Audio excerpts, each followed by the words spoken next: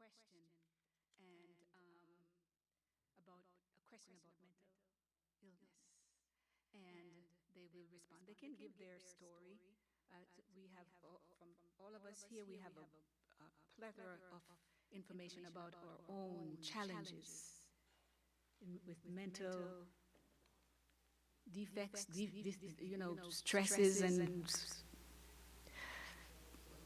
all kinds of things that we don't want to talk about.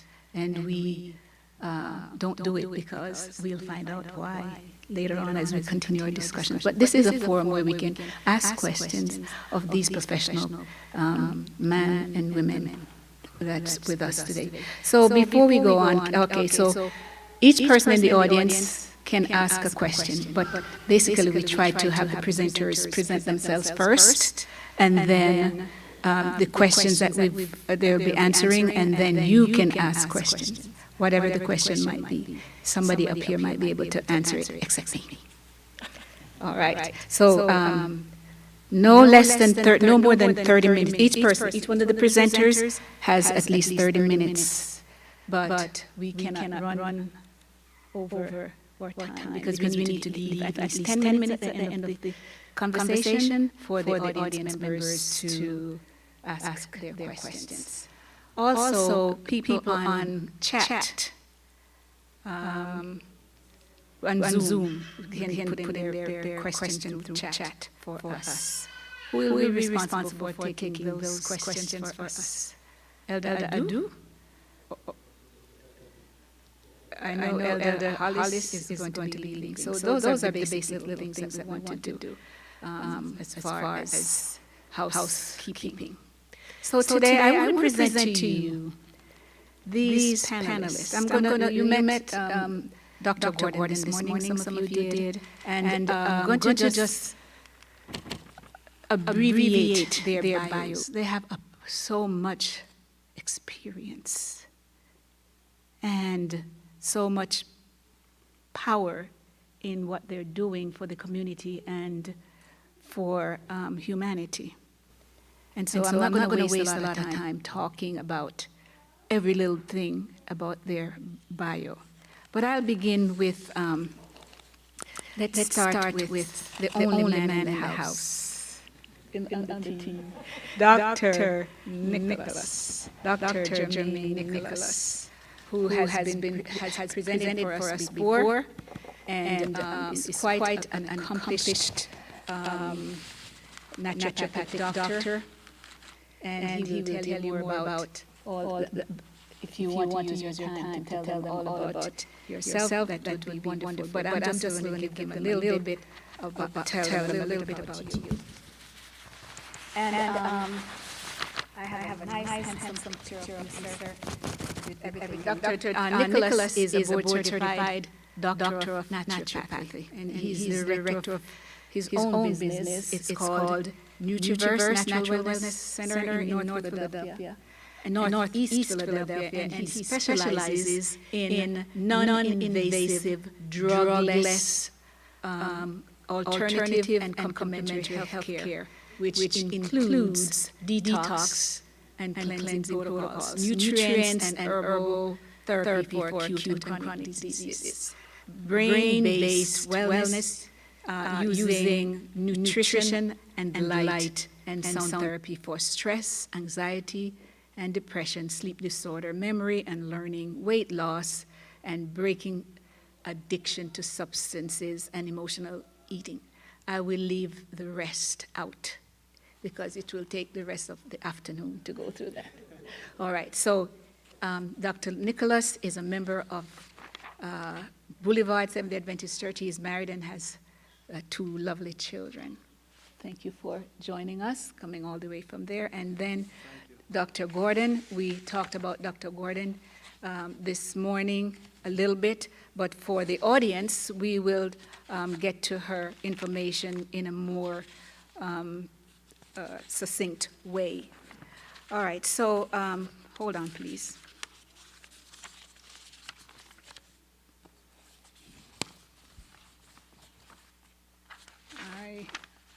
I will skip by you until I find the rest of the information, if you don't mind. To my right is Dr. What was that? Oh, he said save the best for last. Okay. Dr. Khadija Douglas. She has been with us before. Did you remember her? When she presented, when we had our health fair, and everybody bypassed everybody and went to her stall, and we were wondering, well, what happened to the people? But the line was all the way, I don't know, around the church.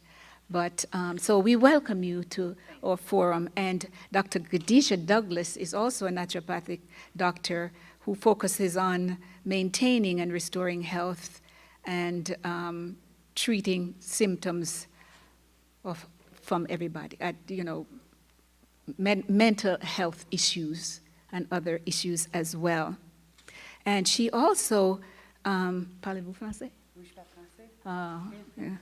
Okay, so she speaks French, fluent French, and she majored in biology. And so she had her own struggles with mental issues. And she'll talk about that. She'll share that with us. Because everybody, all of us, will go through some kind of mental stress and strain.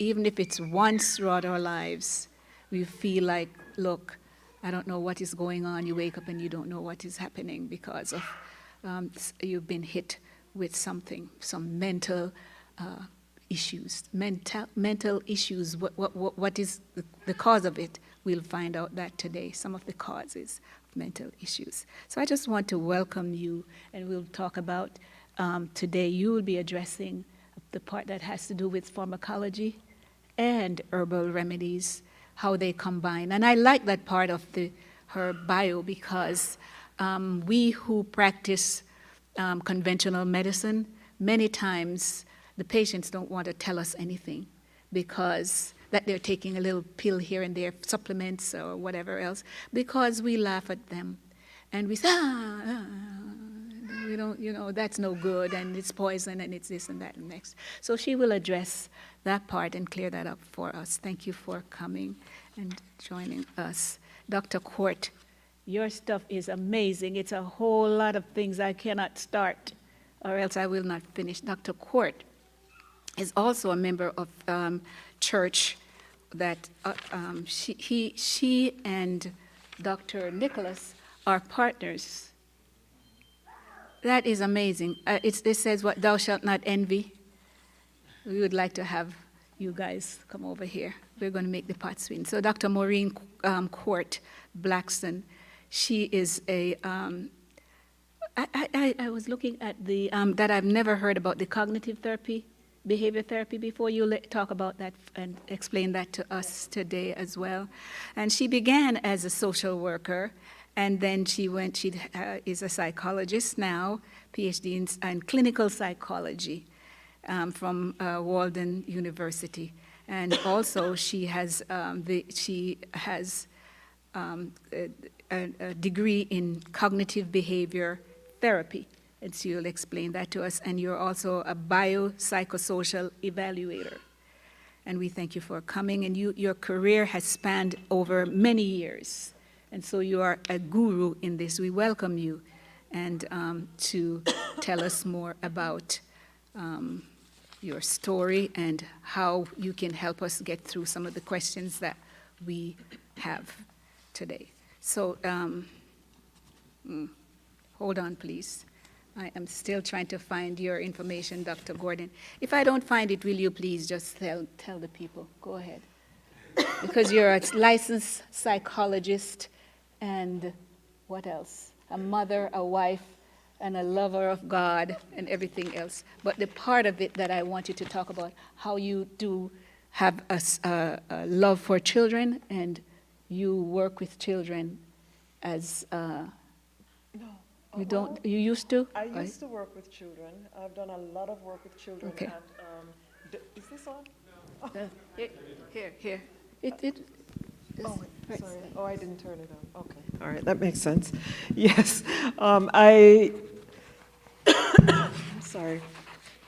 I actually do love children, and I like working with young people a lot. I did a lot of work with children at Devereaux Foundation, and later on at Crozer Chester. I currently I'm actually the chair of psychology and counseling at Washington Adventist University. And so what I'm doing, I feel as if what I'm doing now is passing on my legacy to younger people. I firmly believe that Christians should know about how the mind functions, and they should understand human behavior. And so even though my training in clinical psychology was not necessarily from a faith base, I went in with a faith base, so, and I never lost it. So now what I try to pass on to my students is a love of understanding people of all kinds, people of all beliefs, people of all races, color, creed, the young, the old, everyone, God's family. And being able to use our understanding of our origin, which is created by the living God, and apply that to the principles of psychology as we try to help people in healing minds. So much of psychology is secular now, but my use of psychology is strictly spiritual. Thank you for that. Now we'll continue. I'm going to start with Dr. Court. And we hear, first of all the stuff that's going on in this world, in our neighborhoods, in our churches, in our schools. How does that make you feel when you hear in just a few months, 600 people have been murdered by gun violence? People are being robbed, killed in their homes, killed in the schools. Its children are stressed out. I was looking at something that the task force put out about children needing psychological help at age less than 9. They're stressed out. They're killing themselves at an early age because they don't know what to do. Their parents don't know what to do, how to help them. I'm going to ask you to, if you can, and if you want to talk about how do we deal with these type of traumas.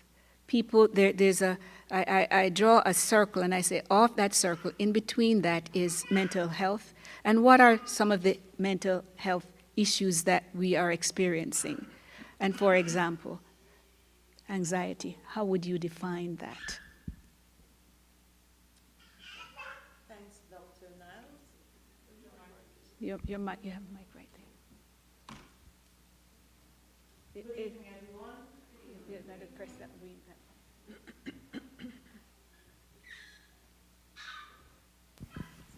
Hello, good evening, everyone. First of all, I want to thank Dr. Niles for inviting me to be part of this panel. I feel honored, and I am blessed that I am able to share information and knowledge about how we can better ourselves as parents, and our kids can also be benefited from our little talk in terms of mental health. I would also like to thank Dr. Nicholas for inviting me, and because we work together, we have one goal, and the common goal is to make sure that the people we serve, that they are healthy enough so that they will be able to function in a family setting, in their work setting, and most of all, they will be healthy enough just to give God praise and thanks on a daily basis. I do have a presentation, but I will start with Dr. Niles and her question first. And one more time, can you repeat the question? You talked about anxiety. Yes, anxiety with the kids. We are starting with the kids. Okay. We go down to the adults Okay. too. But it just hurts to know that little children are struggling like this and having to harm themselves or harm other people because they don't know what to do with the feelings, the emotions that they have within themselves. Thanks for that question, Dr. Niles, and it's very important because recently there have been a study that shows that children as young as 9, they are recommending that they conduct a test to see their anxiety level. And these are kids I'm talking about. But what are we looking at in our society? We're looking at kids as young as 9 or 8 who experience anxiety and stress and trauma. Now, where does this anxiety come from, first of all? Remember, they are in the care of their parents. And what we have to do, we have to go back a little bit because we're talking about kids. We have to look at the environment in which the kids are raised. Because as parents, we're supposed to provide that environment, provide the structure and the support so that our kids will never suffer from anxiety. But here we are in a society where parents have to work, sometimes double or work at night or different shifts, and they're not at home to take care of their kids. Kids as young as 9 are left with older adults or sometimes strangers or people they don't know to take care of them. And one of the main reasons why some kids suffer from anxiety is because of abuse. And it can be physical abuse, emotional abuse, and of course, sexual abuse. It's also happening. So when we have our kids at home and emotional, how can they be abused emotionally? They can be abused emotionally by their peers at school. We hear about bullying every day about our kids in school. And when they're bullied, they don't have the mental capacity to understand how to deal with bullying. And they internalize whatever they're hearing, and they kind of cowl up in a corner, and they get fearful. Because remember, these are kids, and their brain is not fully developed to deal with the trauma and the stresses of bullying in school. So one reason why our kids suffer from anxiety is because of bullying. And we have to make sure that we teach our kids, we give them the support and the encouragement to know that as parents, as uncles and aunts and cousins and church members, we are there to give them that support so that they don't suffer from anxiety.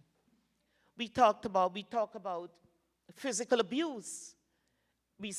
Some kids still experience physical abuse in their homes by their parents. And this is true because of how the parents were raised. They were raised and they experienced physical abuse. And they're transferring that abuse to their kids. But it's time that some parents understand that they don't have to treat the kids the way they were treated when they were growing up. Treat your kids with respect, with understanding, and use a different approach so that they don't suffer from anxiety. Now let's go to sexual abuse. This is happening every day in our society. We have kids as young as 5 and 6 who are being sexually abused. Now we as parents, again, because these are kids, we have to make sure that we place our kids in an environment where they are protected, where they feel safe, where they feel comfortable. So you have to look around, you have to know your environment, you have to know your support system. Would you send your 6-year-old son and daughter to a home that has been experiencing sexual abuse? It's not a wise thing to do. You have to know where you're sending your kids. And that's another form of anxiety. And then we talk about anxiety from siblings also. Some kids are being bullied by their siblings, and there you can have also anxiety from kids. So those are a few areas, Dr. Niles, where kids suffer from anxiety. Thank you. Are you going to be doing your presentation now, or shall we continue with the conversation? I think I just want to finish it, and then we can continue. Okay. Okay? All right. So I'm going to be presenting a short presentation about mental health, and resilience. And we are going to look beyond the pandemic, because we know how the pandemic has affected us over the past 2 to 3 years. I'm just trying to make sure that it's showing on the screen.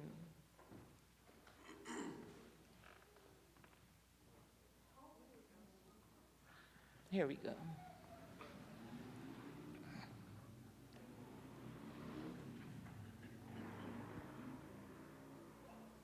Okay, so here's a presentation about mental health awareness, and I will start. Now, we talk about resilience. Now, what is resilience? Now, sometimes we read about how people, how they encounter stresses in their lives and how they kind of got through it and were able to bounce back and to be successful. Now, psychologists define resilience as, and I quote, the process of adapting well in the face of adversity, trauma, tragedy, threats, or significant sources of stress, end of quote. Now, as much as resilience involves bouncing back from the difficult circumstances, it can also involve profound personal growth, because when we experience resilience, something good comes out of it. Now, first of all, each change affects people differently. And as they are affected differently, they do adapt well in terms of bouncing back to where they were. And also, resilience improves your life. Okay? So let's go to the next slide. Now let's look at some COVID-19 facts. Sorry, I moved too fast. There's another slide here. If I can go back.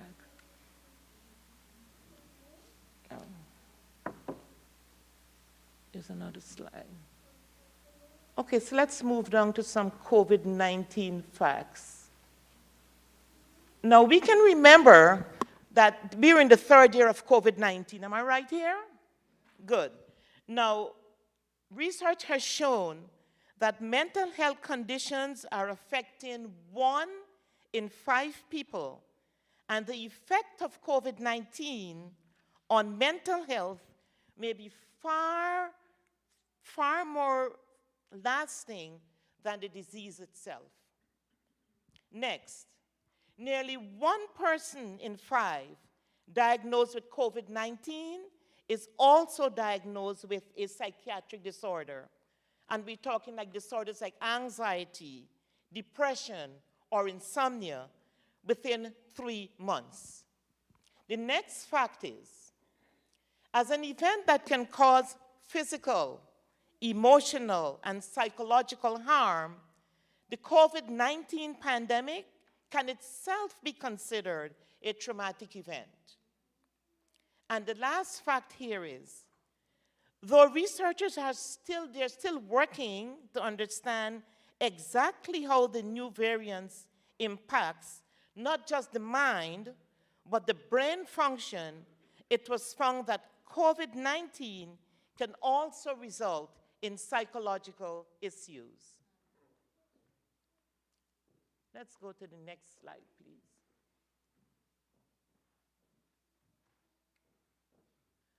Okay, now let's look at some statistics here.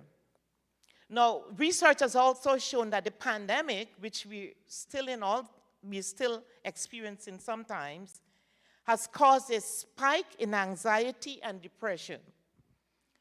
And the facts are showing the percentage of adults that show symptoms of anxiety and depressive disorder during the span of this research here. Now let's look at the symptoms of anxiety disorder first. In January to June of 2019, 8.2% of people suffered from symptoms of anxiety. In May of 2020, 28.2% of people suffered from symptoms of anxiety.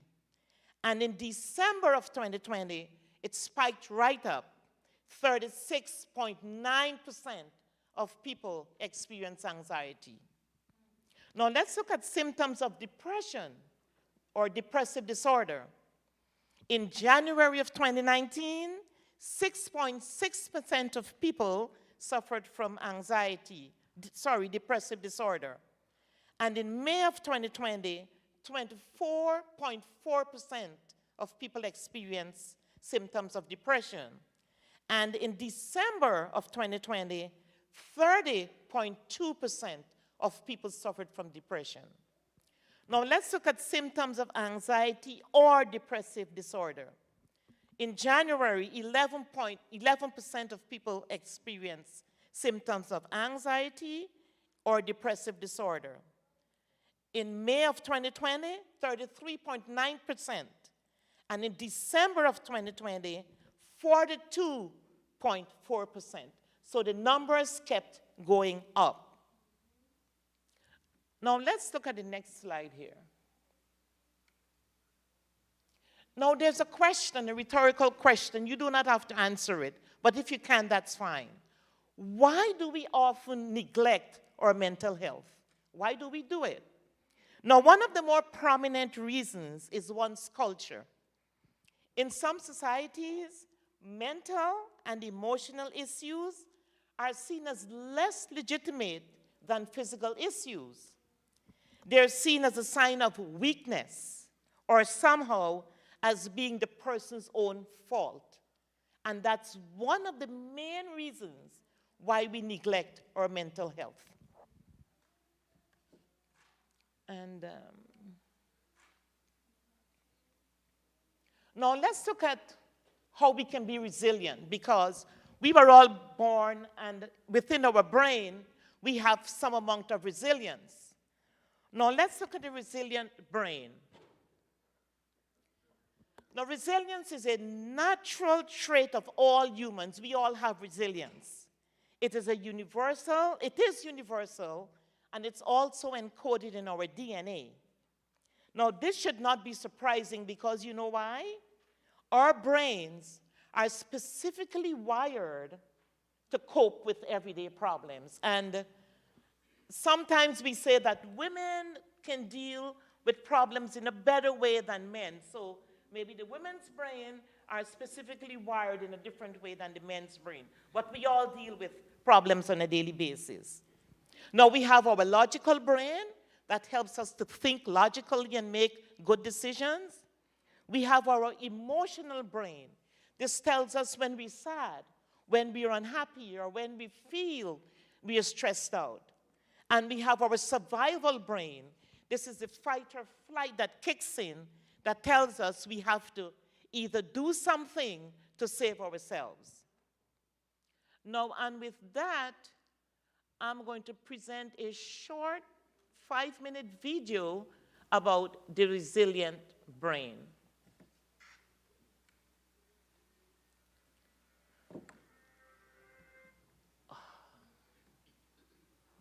Let's get it down here.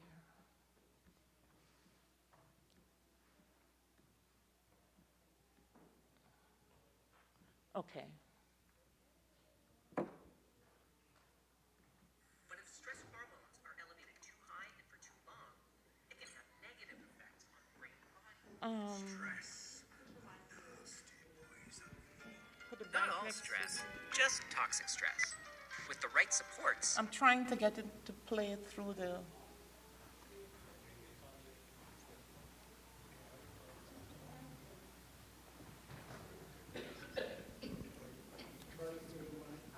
Put it through the mic? Oh, let's see. It can make severe stress tolerable, which means it won't do lasting damage. Stress can even be positive because it helps us to learn problem solving and coping skills, which leads us back to resilience. Alas, this Are you brain hearing? is resilience. Okay. No, it isn't. Let me explain. Remember when I talked about giving less leverage to negative experiences and tipping the scale in a positive direction? Well, here's a little something I've been working on. It's a really amazing metaphor. Here it goes. I call it the resilience scale. Resilience scale. Protective lava plates that Shiny! But no. The resilience scale helps us understand why some brains are more resilient than others. the resilience scale sends out invisible resilience rays It's really just a scale. See? It's a beam being held up by a fulcrum. full of crumbs. Geez, no! A fulcrum. You know, like high school Never mind. Let me just clean this up. See, negative experiences add weight to one end of the beam, and positive factors add weight to the other end. Ideally, we want the scale to tip toward the positive side and lead towards positive life outcomes. The brain's future literally hangs in the balance. The position of the fulcrum can be understood as our original capacity for resilience. It's something like our genetic starting position. Remember the young brain that was struggling to survive? Look, it started life with the fulcrum off-center, giving more leverage to negative experiences. Serious stuff, like abuse, neglect, and chaotic environments. That means positive factors like responsive relationships, safe environments, and learning opportunities had less leverage. Over time, the negative load shifted the fulcrum even farther in a negative direction. Tragedy. Not at all. Right now, this brain is experiencing poor health. But with help, the scale can be tipped toward more positive outcomes. The first thing we can do is to stop negative experiences from stacking up. Then, we can add more positive factors, loading up the positive side of the scale. And we're not done. We can work to shift the fulcrum. And we're not done. We can work to shift the fulcrum in a way that favors positive outcomes. The fulcrum, an amazing instant fix-it button. No, it's a process. It involves many supportive people and plenty of time. Remember? This brain is still young, so adult brains can work with it to relieve toxic stress and teach coping skills. In early childhood, these efforts can push the fulcrum a considerable distance. Childhood, filled with fascination and fulcrum flexibility. Sort of, but there are other sensitive developmental periods that are windows of opportunity, like adolescence. And even if this brain doesn't get help until adulthood, change is still possible. It will take more support, and the change will be less dramatic. But any fulcrum can be moved to make positive outcomes more achievable. The bad experiences disappear. I'm afraid not. It's hard to undo the effects of past negative experiences, and it takes time. But we can eventually relieve the burden of those negative experiences. Our little brain can get the help it needs to adapt, recover, and enjoy good health and wellness. And everyone, everywhere can become more resilient for eternity. Everywhere can become more resilient for eternity. Why not? With the right support, everyone everywhere can become more resilient. I'm so glad I saved humanity. It's been a majestic experience. Yeah, me too. Well done. Okay, that was just a little synopsis, a little more about how we can look at our resilient brain and how it supports us as we grow older. Now, with that being said, I would just like to wrap up my presentation by presenting 7 skills for improving your resilience. Let's look at the first skill. Now, consider a time when you had a crisis in your life. Now, I want you to look back to see how you dealt with that crisis. What did you do? Who did you connect with so that you are able to be successful in solving the crisis in your life? So that's when we need a lot of connections and a lot of friends and people in our circle to support us. Now, and that brings me to the point that we have to develop a supportive network. And when you're developing your network, I want you to take an inventory of who your friends are. Look at your phone. Look at the list. Are there people on your phone you can call on if you're in a crisis? Will they support you? Do they want to support you? And then you can find out who your support network is. 2 minutes, okay. Then the next one is, all right, let's wrap it up by looking at maintaining a positive attitude and maintaining an I can attitude. Positivity means that you have to be positive. If there's a crisis in your life again, just look to the future to see how you can deal with it in a positive way. And always adopt an I can attitude. I can get it done, and I will support myself through this crisis. So I do hope this little presentation was able to leave something with you so that you can be resilient in times of future stresses in life. Thank you. Thank you very much. Thank you very much. I just want to continue with a question to Dr. Douglas about symptoms, signs and symptoms of, or any one of the panelists, of anxiety and depression. Do they present themselves the same way? I'm going to sit up really quickly because I've just been sitting, and you know, they say sitting is like smoking cigarettes. It's not healthy for you. So I'm going to stretch just real quickly. Hi, friends. My name is Khadija, Dr. D. But I would say in regards to anxiety, I say this all the time to my patients, no two people are alike, so we're going to manifest it differently. When I had my first panic attack, and tell me what this sounds like, the left side of my face went numb. I couldn't speak. My speech slurred. What does that sound like? Stroke. Yeah. I was 21 years old. I couldn't move. My sister found me half out of my car leaning because I could barely dial 911. I went to the doctors. They ruled out heart attack. They ruled out stroke. And I was told, you're fine. Go to your primary care. She diagnosed me with major depressive disorder and anxiety, put me on medication, right? Not everybody's anxiety manifests like that. I have patients, their anxiety manifests as them having to have multiple bowel movements because they get so nervous.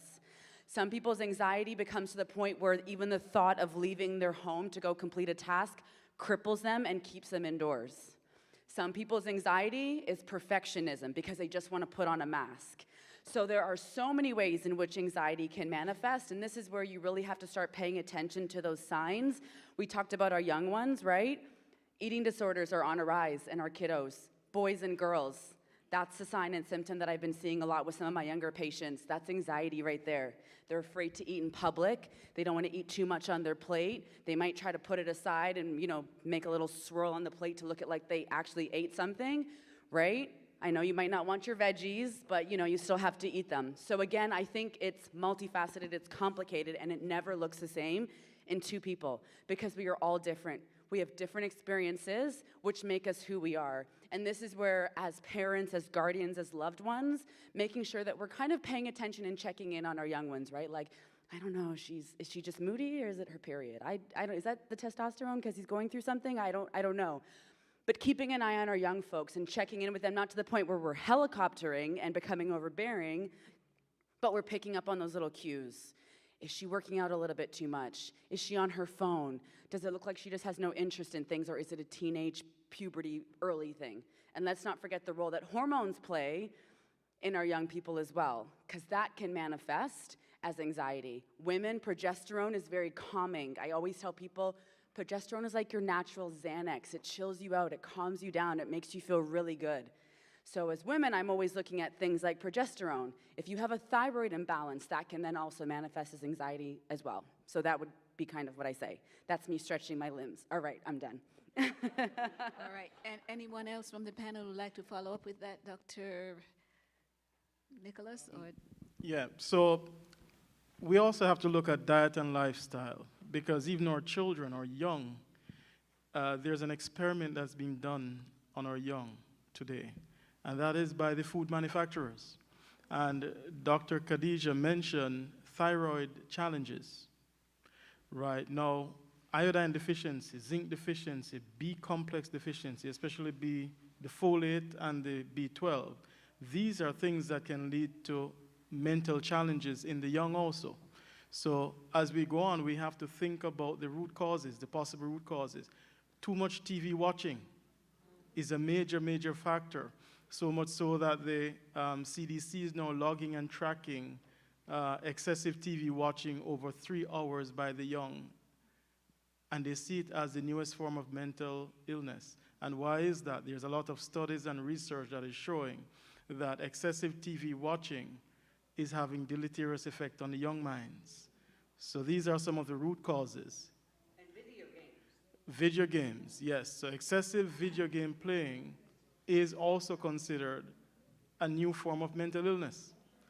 And unfortunately, adults are getting into it with the children, right? There are now adults who are addicted to the video games, right? So we have to look at what changed between the last probably 20 years and today. What happened over the COVID period? There was excessive TV watching and video game playing, right? There was binge eating, right? There was possibly poor quality food choices that was taking place. So these things can have a negative impact on the mind. So when we reason from cause to effect, we have to think about our diet and lifestyle, think about the habits that we form and whether they are good for the brain. Thank you so much. Dr. Gordon, you want to continue? Anxiety is an interesting disorder because actually anxiety is perfectly normal. Okay. What did I say? All human beings experience a certain amount of anxiety. Anxiety is worrying about future possibilities. And that's why the Bible tells us that we should take no thought for tomorrow. You see, there are a lot of theories in psychology and psychiatry. And what I tend to do is to take that theory and measure it against what the Word of God says. And sure enough, take no thought for tomorrow. Anxiety, the main feature of anxiety, whether in children or adults, tends to be worry. Now, it looks different in children and adults because adults tend to have more control over their environment. The child doesn't. And so the child doesn't have all the avenues of expression that the adult would have. But worry, being unable to sleep, he giveth his beloved sweet sleep, Psalm something. But all these symptoms, not being able to eat or eating too much, difficulty concentrating. So the child in the classroom who is not able to focus on their studies. And the teachers or the parents or the adults in the child's life might get angry with the child. Why don't you do so-and-so? And you're just making the child more anxious because the child is trying to express in his or her own way that they're feeling uncomfortable. It's an uncomfortable feeling, an agitated feeling inside that doesn't allow the person to function at their maximum capacity. And like Khadijah? Yeah, sorry, I forgot your last name. But you are right. Anxiety looks so much different in different people because it's also culturally expressed. And so in some cultures, a person will come to the psychiatrist or psychologist and will say, I have headaches. I'm just having headaches. Because in their culture, it's more acceptable to express mental symptoms in terms of physical symptoms because there's a stigma associated with mental illness. And so they're more likely to come and say, I'm having bellyache or, some physical symptom that seems to be more acceptable in that culture. So there are many different dimensions to the expression of anxiety. So would you say then there's a question that was sent that has to do with if the mental issues are tabooed today, even today? Because these are young people that are asking these questions because they're in college and they have issues that you mentioned and they don't know how to deal with it and they don't know how to ask a question or even how to say, this is what I'm going through before somebody say, you just get up and go, you're too lazy. Get up out the bed. Just get up. It's daytime. Pull the curtains, and they're struggling, but we don't know how to manage that. I have found that college students are probably among one of the highest, you'll find them one of the highest incidents of anxiety. I recently did a small assessment on some college students, and there's a stress scale that we use sometimes to measure the level of stress that the students are experiencing. And if they get 100, I think it's 100 to 150, mild stress, over I might have forgotten the numbers exactly, but 150 to 200, I think, is medium. But the key thing is, if they score 300 or above, they are seriously stressed and should seek help. All of my 21 students scored over 300, and one of my students scored 600 and something. So my point is that our young people are stressed. And the problem is that we live in a society that has lost its moral compass. So our young people don't have the type of role models that they used to have to be able to look up to someone. Also, the level of communication is not what it ought to be in the homes. And I had a student recently, she's 21, she just turned 22. And in the process of the conversation, she informed me that she had never sat down to a meal at a dining table with her family. And I thought she was exaggerating. I mean, really, seriously, you're almost 22 and you've never sat down at a dining table with your family. But in processing it, oh, there was plenty more. And she really had not had a meal with her family in her 22 years. And I mean, it seems unthinkable to me. But it's things like that. So where's the communication? Someone talked earlier on about, watching the young people to see the signs and making sure if something's going on with them. But people are not even sitting down to eat a meal. When are they going to watch? When are they going to see the signs? They take their meals, they go to their separate rooms, and they never see each other. They don't talk to each other. The lack of communication in the homes is significant in causing anxiety among young people. And not only the young people, older folks are experiencing a high level of anxiety as well. Older folks who are lonely, isolated, they've lost touch with family and friends, their peers are dying around them, and they experience death anxiety that I talked about this morning. Because they might not be consciously thinking, oh, I am going to die, but unconsciously it's affecting the way they interact with other people. Older people who are in nursing homes and don't get visitors, older people who are in their own homes or in their families' homes and they're being mistreated. And it's something that we don't like to talk about. But what about elder abuse? That also can trigger anxiety. Not to mention all the various traumas that people experience every day. Sometimes it's vicarious trauma through the news with the deaths and the murders and the shootings and the mass shootings and what have you. There are many factors that contribute. Thank you. So what's the difference between anxiety and depression? Does anxiety lead into depression, or how do you explain that? Okay. Dr. Court, 1 minute to explain.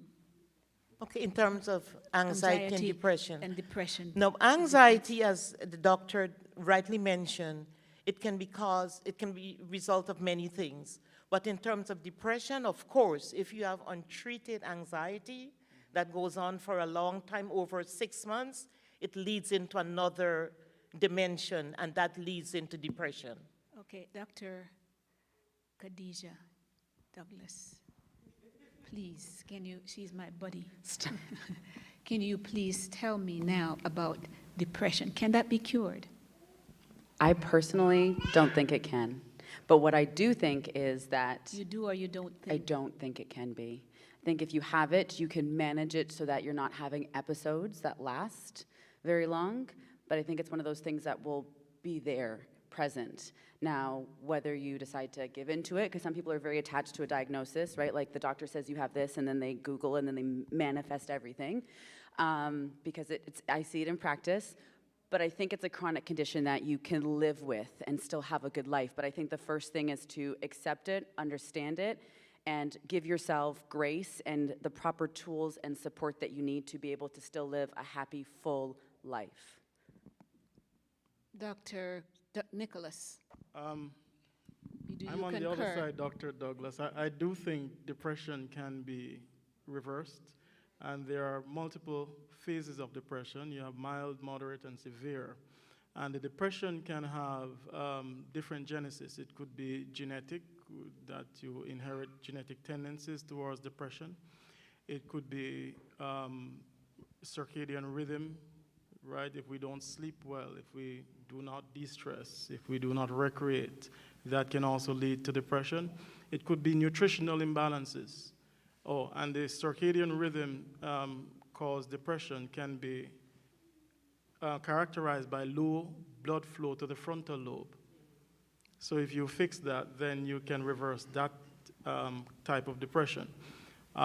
It could be because of trauma, right? So remove the traumatic, remove the person from that environment, and also give them the right social support and codependency support, and you may be able to resolve that depression. So you have different reasons as to why depression may be diagnosed.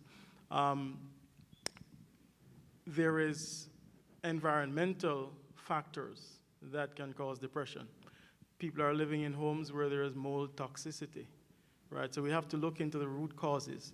These are some causes that may go undiagnosed, right? So sometimes we look for the orthodox causes, but we don't look at the environmental challenges, right? Mold toxicity is another cause of depression or problems with the brain, right? And I mentioned earlier that if you're deficient in certain minerals, like even magnesium, right, you may actually have issues with the brain, right? When you're deficient in magnesium, you do not eliminate well. You do not rest well. If you're not getting deep sleep where the brain is repairing the nervous system, that can lead to depression. So fix the nutritional imbalances and eliminate well, right? Get sleep. People are working 2 and 3 jobs, right? So if that is the root cause of your depression, fix the sleep and you may actually fix your depression. So it depends on what the root cause is. There are some factors, according to Dr. Nedley, genetic factors primarily. The person may not easily get over that one.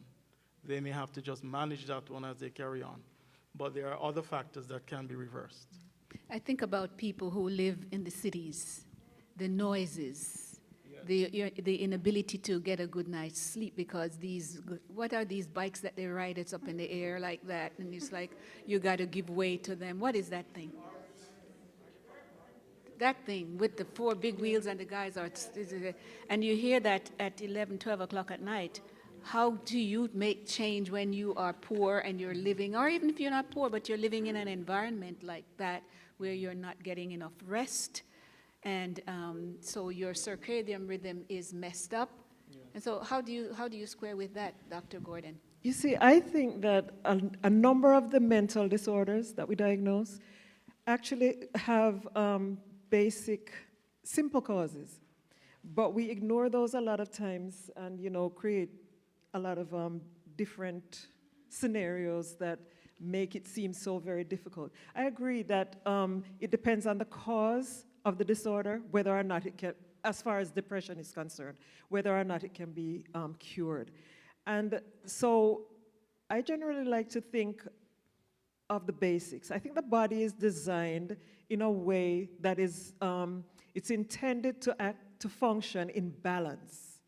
And whenever there is a disorder, whether it's physical disorder or mental disorder, something is out of balance.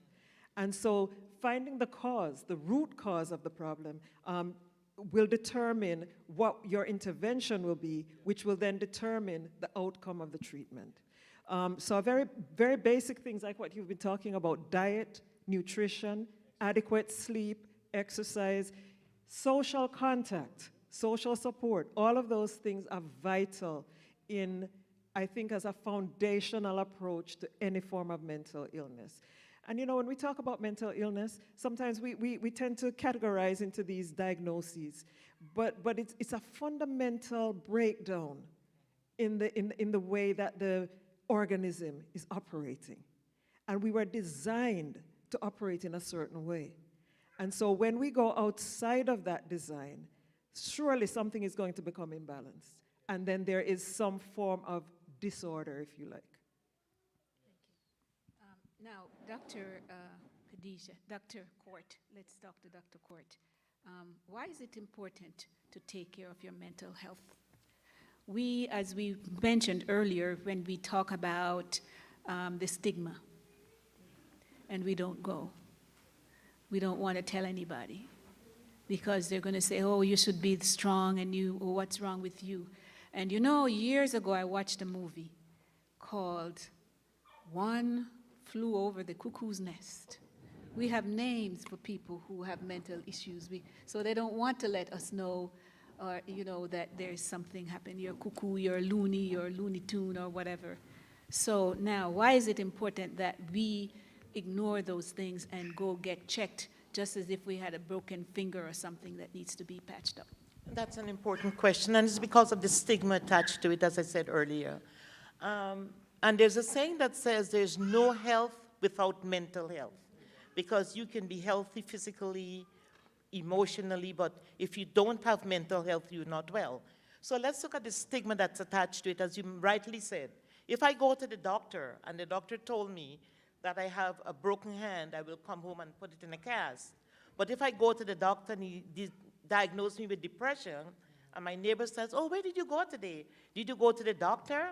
I would say yes, but I would not discuss my diagnosis of depression because of the stigma attached to it. And because of the stigma, we tend to hold it in. We don't want to share it. We don't want to say what it is. And because of that, it affects us inwardly and outwardly.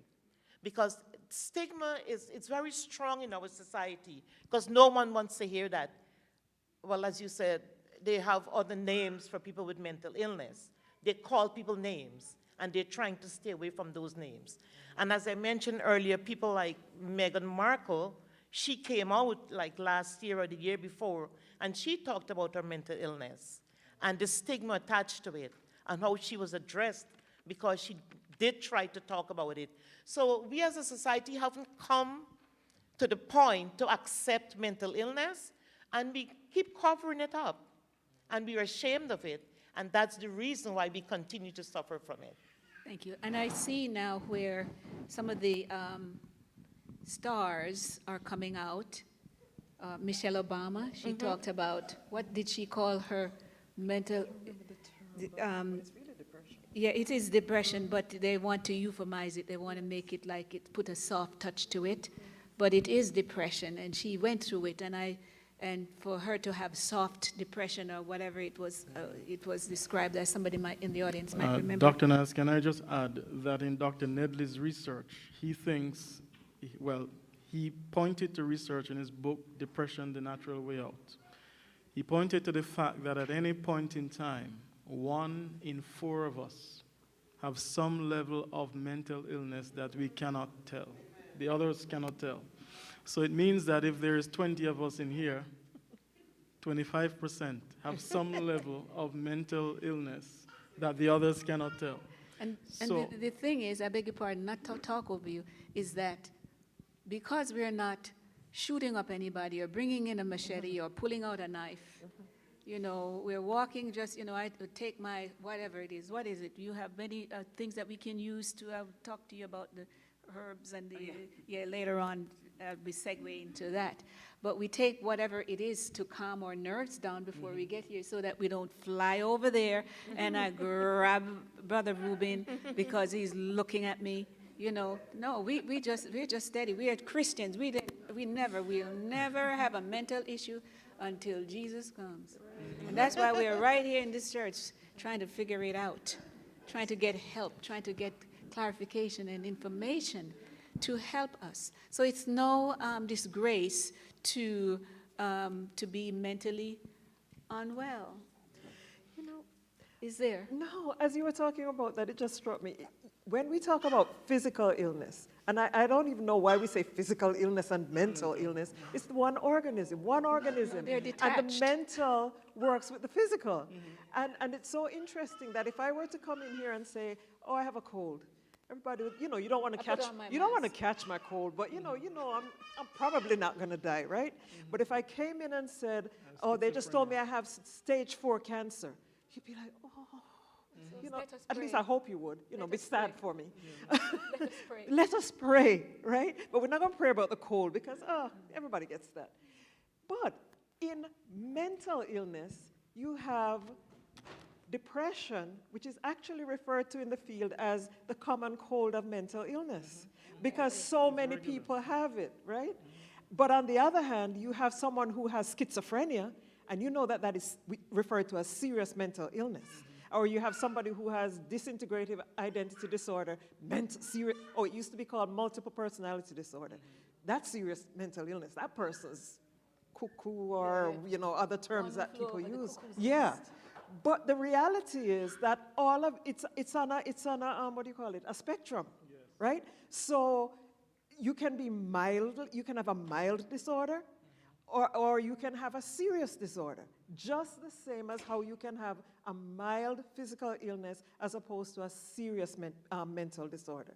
And all of it is serious in one sense, but you know what I mean when I say mild as opposed to serious, right? Then here's the other thing. How many people in this room, I'm going to put it to the test for a moment, how many people in this room have a fear of anything? Any kind of fear? Any kind of fear? All right. Is your fear, how many people in this room have fear of a specific thing or situation? Okay, all right, good. Do you know there's a book called the DSM-5 TR now, right? It's kind of like the mental professional Bible. It has all the diagnoses that we can possibly diagnose someone with. And anyone who has a specific phobia, it's listed in there. It's a mental illness. But you're not running around the street half naked. You're not trying to chop anybody up. You're not doing anything, off the wall. You're just scared of something, right? But because psychology is the study of mental processes and human behavior, it falls in that category. I'm not going to ask how many people have suffered with this, but do you know that there are certain sexual dysfunctions that are very common to men after certain ages? Do you know that it's listed in the DSM-5? There you go. All right. Which one is that one? I'm trying to remember. Erectile dysfunction. Erectile dysfunction. That's right. Yeah. Erectile dysfunction is listed in the DSM-5. So it can... As a mental illness. All the disorders. DSM means Directory of... I forgot what the S stands for, but Statistical Manual of Mental Disorders. So it's listed in there. DSM-5 TR now, because the TR came out in May or March of this year. This is very interesting.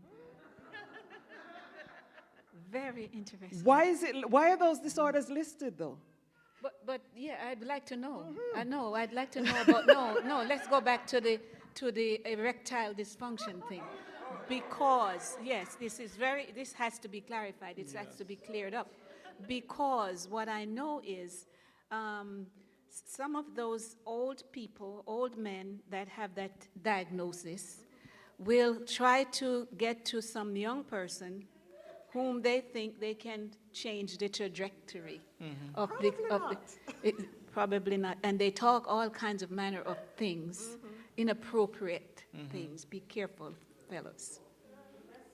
Yeah. Okay, so let's ask a follow-up question about that same mental illness, anxiety, and depression, and how does a person who has a person in their home, a child or a spouse that might be experiencing that disease, deal with the rejection of saying, okay, I'd like to help you. Can I get you to the doctor? And they reject your support because they don't want to deal with the issue. I would say that it depends on the symptoms that are being manifested. And it also depends on the age of the person, the severity, because there are behaviors that are inappropriate or considered abnormal, but if they're not affecting the individual in a way that prevents the person from functioning in their everyday interactions and in their everyday life, then they're not really regarded. You can't give the person a diagnosis because you think that there's something wrong with the way that they're behaving. And I don't want to open a can of worms. I was going to give an example, but maybe I shouldn't give that one. But there's some unacceptable or abnormal behaviors that the person is okay with it, and they're able to go about their everyday life. They are not expressing, as the DSM says, any distress. And they're not interfering with the safety of anyone. But their behaviors are just not right. Right? And so there are some behaviors, however, that are dangerous to that person's self and others. And if the person isn't willing to seek treatment voluntarily, you can go about, there are ways of having persons committed if they really are a danger to themselves or others. Other simpler things in which the person is not a danger to themselves or others, honestly, people are not going to seek help until they feel the need for help. Yeah. Thank you.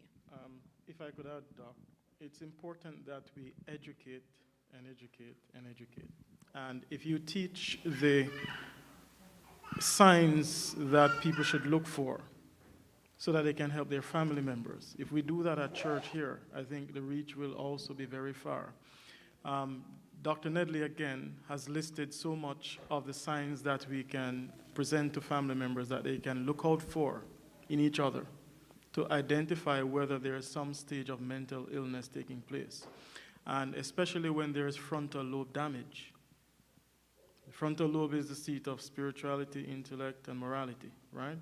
When we start losing our moral bearings, and our family members remember that certain behaviors were taboo a few years before and now it's acceptable, that's one sign that we're going off the rails, right? So if we teach the families in the church what are the signs to look for, right, so that they can gauge the stages of possible mental illness among their family members, I think that will be a far-reaching in terms of helping each other in the family. So are you saying now that I should go home and start looking at my husband? He's going to start looking at me like two weirdos looking at each other for mental... No. But if you know what to look for, right? If you see changes that could predict that, okay, this type of behavior, this type of talking was taboo a few years ago, he's now engaging in this type of illicit discussions and so forth.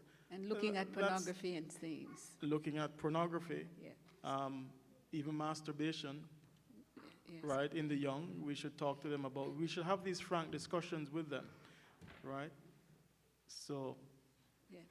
Okay. Thank you so much. So Can I just say something? Okay. Yeah, I also think, though, I agree, but I also think that we have to be careful.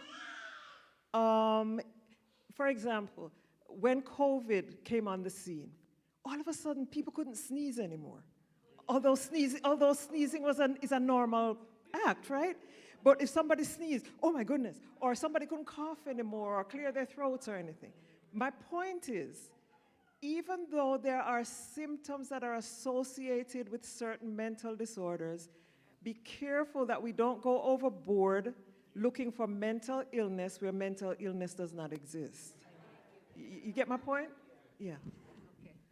All right. So we continue with Dr. Douglas. We want to know about treatments. I know that as I was reading that we don't have a lot of African Americans who are psychiatrists, maybe about, 2%? Small percentage of, and I got to tell you right now before Dr. Gordon says anything, that she's not taking any more patients. I saw that on your website. So if she's, well, now I'm not talking about psychiatrists. While I can remember that you're a psychologist, I got to say that before I forget and start, you start putting me in the straight jacket or something. I'm just like watching out for myself with these four. All right, so we're talking about the medication and treatments because one of the barriers, some of the barriers, as you rightly mentioned, are, you don't have the professionals that are looking like you and would say, okay, this is the way that, this is to be treated instead of giving me some medication that will take me out. And we don't have enough psychiatrists and we don't have enough psychologists of our own race and culture. I see a number of children in the audience, and I'd like their parents to start gearing them a little bit toward going into psychiatry or something like that, the medical field. We need help. This is no joke. We really do. And look at them. Oh, 1, 2, 3. Oh, you're there, Crystal. Oh, yes. Let's go. So yes, we can help our children to guide them and to let them know that, you know, it's okay to go into psychiatry. I used to not like to go to see the psychiatrist on the unit where I worked in the hospital because it seemed as if all of them were a little bit off. And yeah, they're walking and talking to themselves. It's okay. It's fine to talk to yourself. It's fine to answer yourself. But it is not fine to interrupt yourself. Remember, you cannot interrupt yourself. That's a diagnosis right there, folks. Okay? Talk to yourself. Oh, yeah, I'd like to have some water. Oh, that's nice. It looks good. Oh, well, no, there's a problem with but wait, no, put it back. No, you cannot. No, there's a problem with There's that. a problem with that part. That's a problem with that part. So, we are going to talk. Oh, yeah, you have to have some levity because you're not smiling, they will diagnose you into something. Okay, so anyway, we're going to talk about, this is very important because you have the goods. All of you do know what to do as far as the complementary medicine. I'm very interested in that because of my training. And when I began, I started talking about the conflict between the conventional physicians and healthcare providers and the one who dealt with herbal medicine. And so how do we square with that? How do we put that together without having to fight one another about, well, or the patients that have to hide the medication in their pocketbook, leave it in their cars, and can't tell anybody that they're taking supplements from their naturopathic doctors. How do we square that? Can you just? Well, that was a heavy question. They'll help you make it lighter. 1, 2, 3, 4. So you want to know about pharmacology and pharmacognosy and how the two can exist? Yes, that's the point. Stand Yeah. up for that one. You need Yeah, to- okay, you need to sure. stand up some Yeah. more. Stretch Yes. the legs again. So I previously practiced in Arizona where I was considered primary care physician, so I could write prescriptions, and I did very often. But at the same time, we would also give additive support. So it's important to remember that no matter what you take, whether it's an herb, whether it's a medication, there are potentials for side effects. So we have to support your body for that. And depending on how a patient presented would give me an idea, should I start them on a lower end, right? If someone comes in and they are on, you can just tell that they are at that breaking point, I will give them absolutely what is needed, and then we set up a game plan, and I'll say, okay, over the next couple weeks, we'll reduce you down as we ramp up this, but I want them getting back to at least functioning, getting rid of those thoughts, making them be able to show up for themselves, most importantly, first and foremost, throughout the day. So I think it's important, A, to always do your research no matter what practitioner you work with, and if you ever feel uncomfortable in a visit, and I tell my patients now here in PA, when you mention to your doctor that you're taking ashwagandha or St. John's wort, I think it's important for them to have it written down in your chart because there are interactions that can happen. Even though it comes from the earth, it comes from Mother Nature, there are still additive effects. St. John's wort is one of them that can be very dangerous. If you are taking an antidepressant, there are additive effects. Serotonin syndrome is very real. You can end up in the hospital. So even if you still want to be on the medication, finding a practitioner, you have several here, that can help guide you through that process, right? You'll see people all over social media saying, take this supplement and it healed me and it cured me, and then you take it and then you end up in the hospital, right? So it's important that you're getting quality and you're working with trusted people who have studied these herbs, who have studied these medications, and who know how it's going to interact, who know the receptors that they work at, and really truly understand the pharmacology and pharmacognosy of these herbs, nutrients, supplements, pharmaceuticals, et cetera. But I definitely do think the two can coexist. I have several patients in my practice that they are on either like a low dose of Xanax or Wellbutrin or Cymbalta, and we support them. If you're on any medication, a great website to check out is www.mightofvin.com. Type in the medication you're on, and it will list any nutrients that are being depleted by that medication. So if it's a blood pressure medication, if it's a diabetic medication, mytavin.com, type it in, and then you'll see which nutrients are being depleted by that medication. And that's just another way for you to kind of keep as a resource. Maybe I need to like put some electrolytes in my... No, don't ever apologize. I have a rule in my practice. We don't apologize. www.mytavin.com. mytavin.com. You're very welcome. Put your medications in, and you'll see what nutrients are being depleted. Most of us probably should already be on a really good quality multivitamin just because our soils are not great, and we are... Quite a few of my folks, and just most people in general, are taking some kind of pharmaceutical medication that will deplete it. So that's just kind of a good way to kind of get that back into your body. And then obviously all the other great things that we've mentioned. You don't even, we don't do apologies here.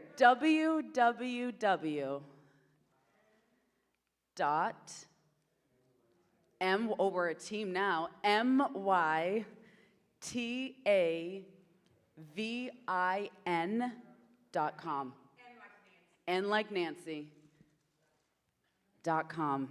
And share that with everyone else. Because how many of us do we know that know people that are on some kind of prescription medication, right? Quite.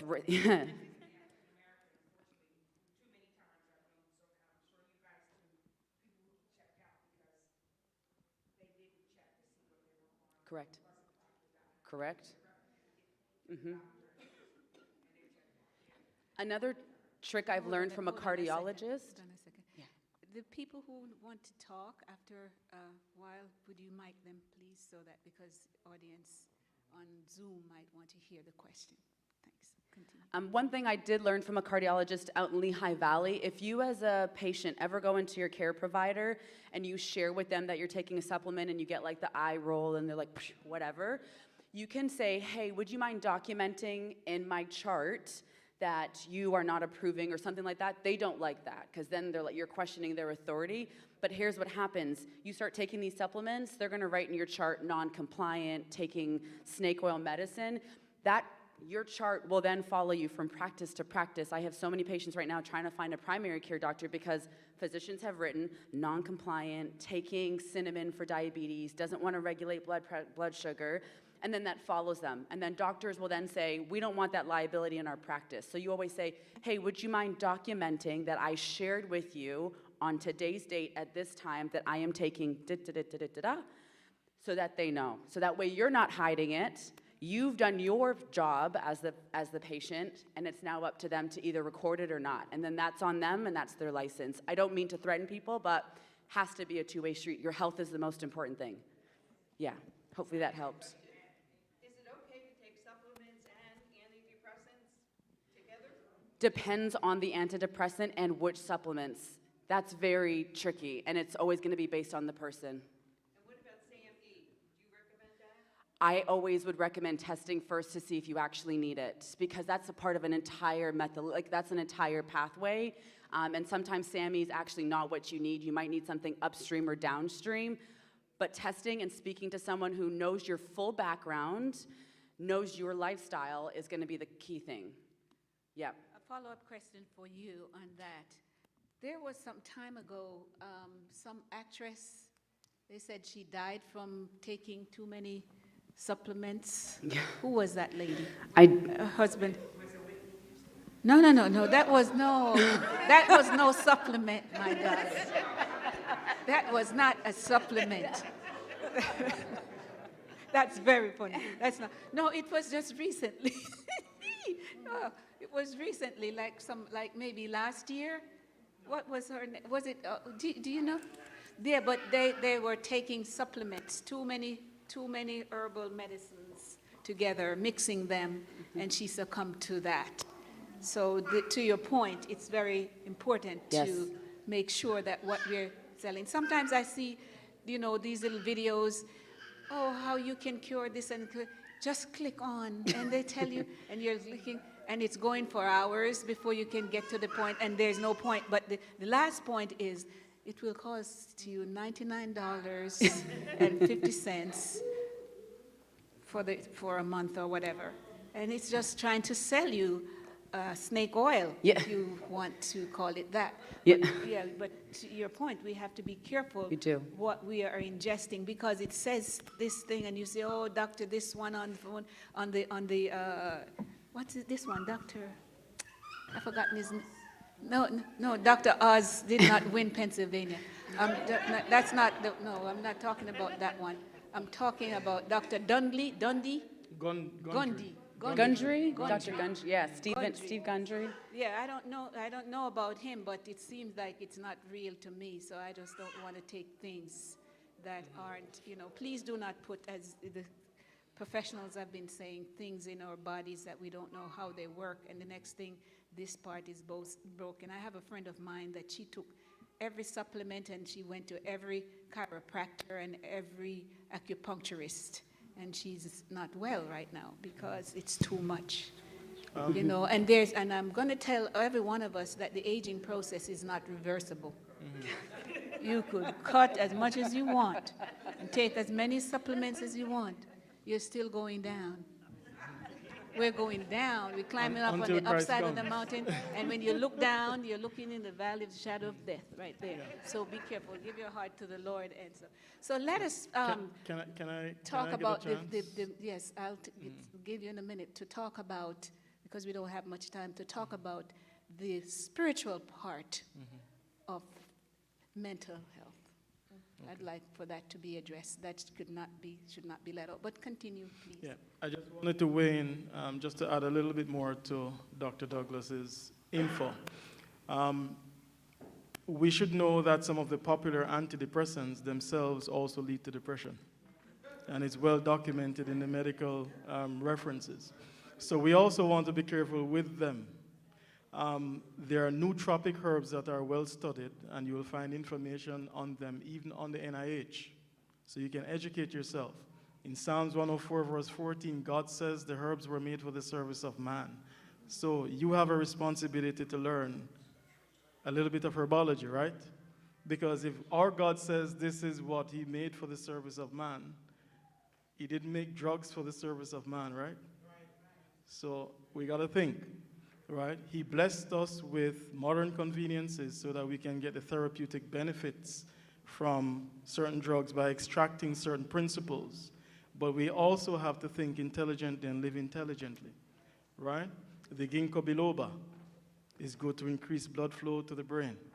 You can either take a drug to do that, or you can take the ginkgo. Okay? You can learn of the side effects of the ginkgo. But the ginkgo will also help the man with the ED as well. That helps the brain, right? So it has amphoteric effect, which means it helps to balance things, okay? So we can learn, and there's a lot of information online. If you go also on the NIH website and just plug in adaptogenic herbs, you will see a myriad of different research that is confirming some of the therapeutic benefits of these herbs. Well researched. Right, so it's not snake oil, right? So you can go and learn about some of these, right? It's right there, hidden in plain sight, okay? So that is important for us to realize that we have to participate in our well-being, right? Which means learning. Ellen White says the more we learn, the more benefit we are to God and man. That's very important. So don't stop learning. Doc. As I mentioned before, in my practice and in my teaching, I emphasize the combination of science and faith. Because science and faith do not contradict each other, really, if it's true science. God is the creator, and he created all things, and he created everything in a very systematic way. The organism functions in a very systematic way. So the physical does not function outside of the mental and the social and the spiritual. When all of those aspects are in balance, one experiences maximum health and well-being. So in treating persons with mental disorders, it's really important to take into consideration all aspects of the person's life. For example, I think one of our panelists here does biopsychosocial assessments. Okay, so that means that, Dr. Court, so that means that we are looking at the biological, psychological, and the sociological factors that contribute to health.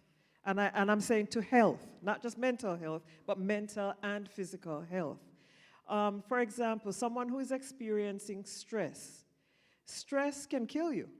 But how does stress kill you? Does it kill you by just making you feel bad? No. It actually affects your immune system. And the telomeres are little parts of your chromosomes that get shortened when you experience an excessive amount of stress. So as a result of that, your immune system is impaired and you're more susceptible to certain diseases, physical disorders. And so you're being affected not just physically but mentally. But also, do you know that you can experience spiritual depression? It is possible to experience spiritual depression. If you become, it's a phrase that has been, a term I should say, not a phrase, it's a term that has been coined to describe individuals who in their spiritual walk have become discouraged by various, whether it's biological, psychological, sociological, did I leave out any of the logicals? But any of the other factors that can affect your health. And so if you have found yourself feeling discouraged, feeling as if maybe you're not good enough for God, can you imagine a thing like that? The point of the matter is we can never be good enough for God. But God was more than good enough for us. And so because of his goodness, we now measure up, even though we have no righteousness of our own. The thing is, when we treat individuals with mental disorders, there are some physiological factors that have to be taken into consideration. And so medication has its role, definitely. Anyone who says no, be careful of that because it does have its role in treating mental illness. However, research has shown that individuals, for example, with depression, who have depression, if they are treated with medication only, they might do well. If they are treated with psychotherapy only, they might do well. If they are treated with both together, that has the maximum benefit, depending on the cause of the depression. So one aspect of our being is the social aspect. And a lot of mental illnesses actually have their roots in social imbalance, in relationships, or relationship breakdown. Relationships can affect us physically and it can affect us psychologically. So in our treatment of individuals with mental disorders, we have to take into consideration all aspects, all factors that can play into the cause. For example, we have something that we call the diathesis stress model. Now, diathesis would be something that would trigger the onset of a disorder. So, for example, someone could have the genetic predisposition, in other words, they inherited the genes that could cause them to have certain mental illnesses that have genetic components like schizophrenia or bipolar disorder. Now, they might go through their entire lives never exhibiting any symptoms of the disorder to which they are genetically predisposed. But given a certain type of stressor that will trigger the symptoms in those individuals. And so we need to get a complete picture of the person's functioning in order to be able to determine what the problem is. You got to know the cause of what you're treating. Don't just give me a cream to rub somewhere and you don't know what caused it, because when the cream runs out, whatever it is going to come back again, right? So a lot of times with mental disorders, it's not just a one-time fix. Oh, I'm going to go talk to my friend. And so I talk to my friend and I feel good today. But whatever the underlying cause is for the mental disorder, it's still there. It's still there. And so we must attempt to address the causative factor of the symptoms that we're seeing. And so many of the symptoms of mental disorders overlap. We say that the disorders are comorbid. So it's not just necessarily one thing that's going on. It could be more than one thing that's going on. And so don't try to self-diagnose. Those of us who went to school to study this, we really do know something. And it's not just exactly the same as just talking to your friend. It might feel like it, because hopefully it does feel like it, because actually the biggest part of the therapeutic effects of psychotherapy is the relationship that's developed between the therapist and the client. So it does have its place, but you know, we're not just talking to you off the top of our heads, we're actually talking to you intentionally. I would just like to add to what Dr. Douglas said. With my patients, what I find in terms of mental illness, most of them have a history of drug abuse and drug use. And as young people and as parents, we have to be careful. We like to try out certain new drugs, and kids they have like peer pressure, where they're under peer pressure, and they're into drugs and substances that they should not be into. And that's one of the main reasons why some of them, they either start as a schizophrenic, they either start as anxiety, but it's the side effects of the drug that's affecting their biological system. So we have to be careful in our society where the drug is easy to come by. If it's marijuana, if it's cocaine. So we have to support our young people that they do not get into the habit of using drugs, because that's one reason for mental illness in our society, and one of the main reasons. Good point. Dr. Court, you know, Can I just add quickly that in 2021, the thing that was responsible for the most death among young people was fentanyl use. Not COVID, not anything else, not even gun violence, but drug use. And I think our government is also doing a poor job at allowing marijuana to be readily accessible to the young. And the fentanyl seem to be readily accessible to the young. So we have a responsibility to protect those who are under our care, because I understand that they're also putting it in the candy, the fentanyl in the candy, right? So we have to teach the children that not even from their principal as a positive reward, they should accept the candy, because they have to start breaking this culture so that they will not be trapped by what is happening. Yes. Thank you for that. And also, not only is the heroin laced with fentanyl, but it's also laced with horse tranquilizer. You know, yeah, I hear the outcry because we're all vegetarians in here, but you have the people on the street who are doing these things, and it's shocking.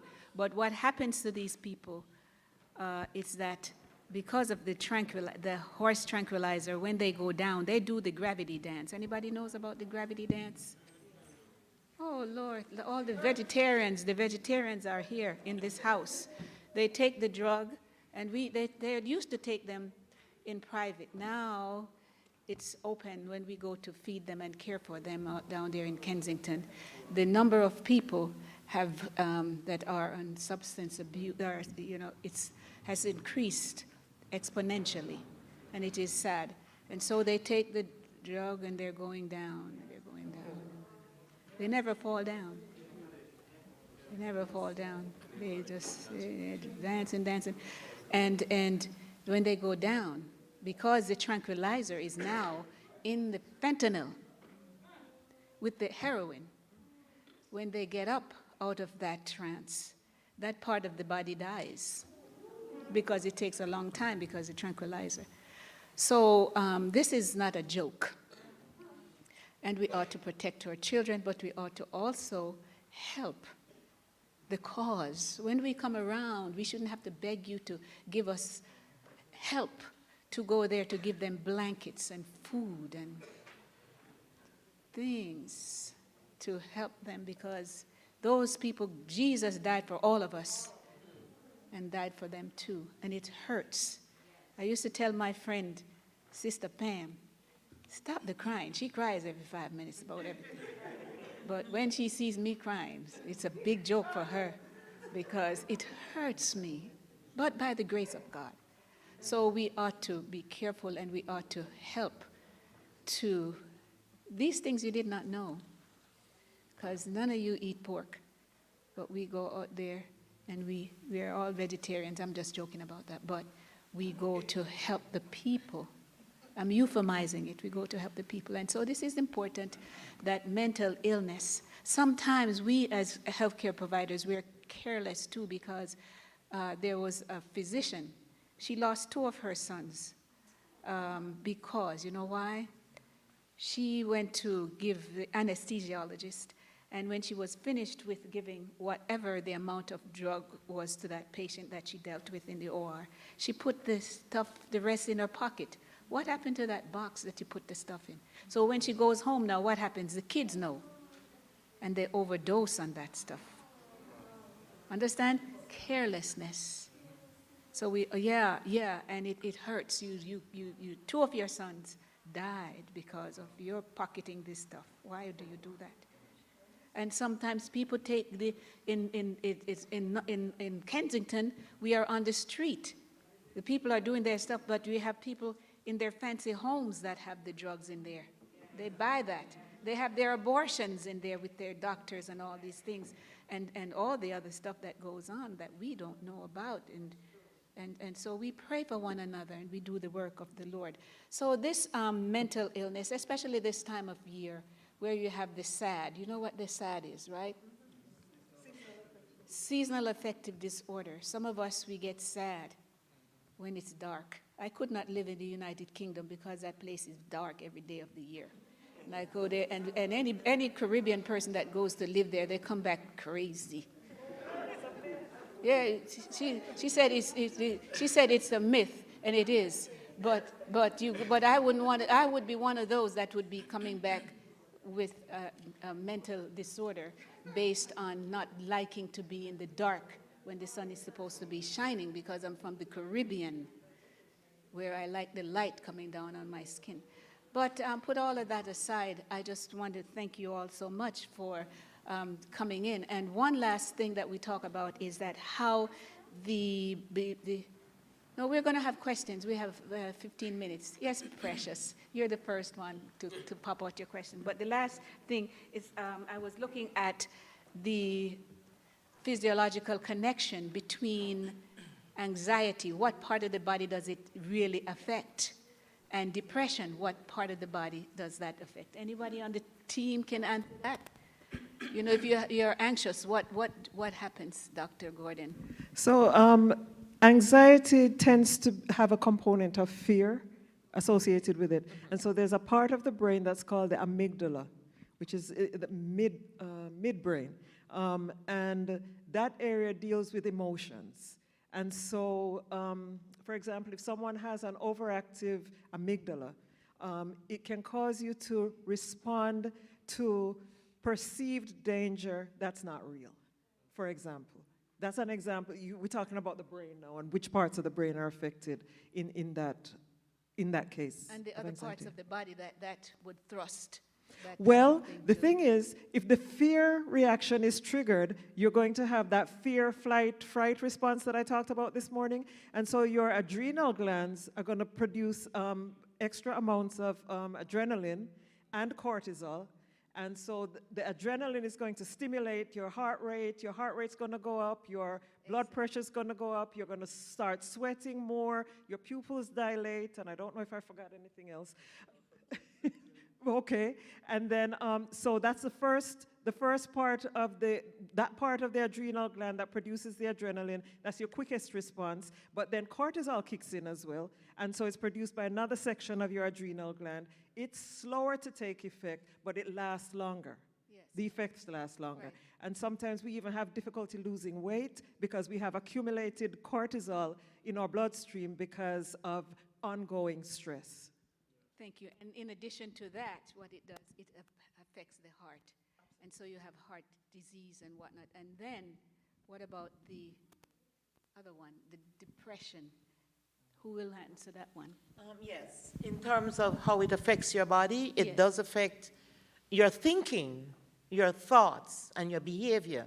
And this is where CBT comes in, cognitive behavior therapy. Because when you're stressed out, your thinking becomes, you can't control your thinking. You're thinking things you're not supposed to be thinking. You're going down like a negative path. Everything seems negative and doesn't seem right to you. So you're thinking that the world is going to end, nobody likes me, I'm no good, I'm just going to go into my room, close my shades, I'm going to cover my head, and I'm going to go to sleep. And that's where the depression steps in, and your whole body reacts towards it. Now, there's another part where we call the fight or flight, whereby you're scared, as Dr. Douglas said, and you can't deal with this. And you now want to get out of it. And you're finding ways to get out of depression maybe by taking drugs or doing things you're not supposed, engaging in like unwanted sex and doing things you're not supposed to be doing to deal with depression. Can I just add something to that? Quickly. With depression also, sometimes, as far as the brain is concerned, your neurotransmitters are affected. So neurotransmitters are chemicals that aid messages between your nerve cells. And so, for example, serotonin can be depleted.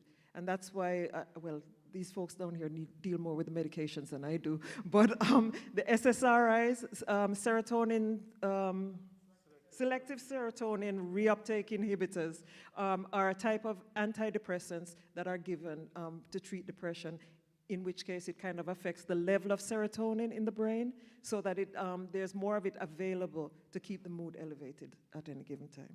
Thank you so much. So if you see somebody coming in your office with, you know, their heart rates are really high, you're thinking, okay, maybe they're having anxiety. And if you see the ones that are coming in with GI problems, they have so many stools. Who mentioned that? Diarrhea and all like that. It's continually. That's you mentioned that. Yeah. And because that's a physiological response to depression. So it's amazing how the body treats each one of us as individuals. And so when we come in with this, my diagnosis is not the same as Rubin's, even though, you know, I might present differently from that. So anyway, we have 10 minutes for to ask questions from the audience. Will you stand up, please? Somebody, I asked to give a mic to her. So that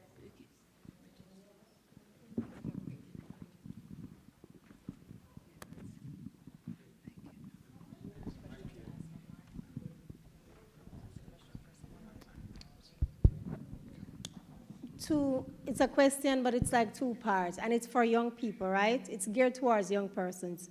For persons that cut themselves or have anorexia, do you find that is that common? And the reason why I ask is I've known about anorexia, but I've never seen it manifested itself until I met this young lady. She has absolutely everything. She lacks nothing physically. Her parents are wealthy, well off. She is their only child, everything. And she just started watching her weight, throwing up, so she would not eat, and she looked like this. She became a stick, and they did not see. They lived with her, and they did not see. And then there is someone else that I know of during COVID time that started cutting herself after her father died. Are these natural behaviors after a traumatic experience? I don't know. And what can we do to help those young people? No, if I might answer, Sister Nicholas. Now, in terms of the person that's cutting themselves, that person is we call it attention-seeking behaviors. They don't want to commit suicide. They don't want to die. They just want to make sure that somebody sees them and give them the attention that they need. And another reason why they cut themselves is to release the tension and the pressure that they're feeling. Because a little cut, and you get a little blood that oozes out, you feel a little better for them. That's how they feel. So the cutting is definitely attention-seeking behaviors. And who can help them? The first person to help them is the person that sees it, which is the parent or who they're living with. They need to pay attention that that young person is screaming for attention. Help me, I'm cutting myself. Say that again? It can reach the borderline if they continue on that path of cutting themselves. It can lead to personality disorder also. And in terms of the anorexia, that's another diagnosis we have in our society, where young people want to fit in. They want to feel like they're part of their peers, and they decide to go on the path of being an anorexic, of eating and throwing up. And it's also a sign of depression and sadness and something else that's going on in their lives. It's not normal for a young person to eat and to throw up. It's definitely abnormal. And the first person to notice it again is the person who is living with that young person in the home. So parents need to pay attention to their young people to make sure that they give them the attention that they need, because they're screaming for attention all the time. We have a question from you. Thank you so much. Actually, this is a question from someone online. The question is, if depression can be cured, why do they still keep a history of it on the patient's chart?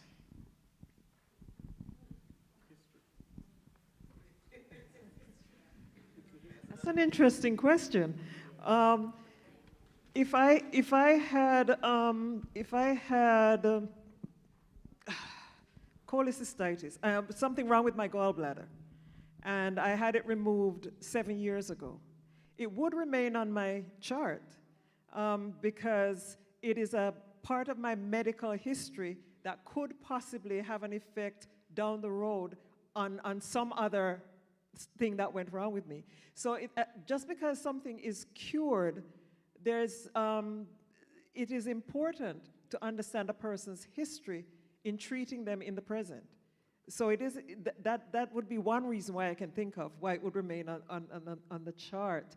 And remember that we also have laws called HIPAA laws, so our medical, and I know that people abuse these and do wrong, but generally speaking, our medical records are protected by those laws.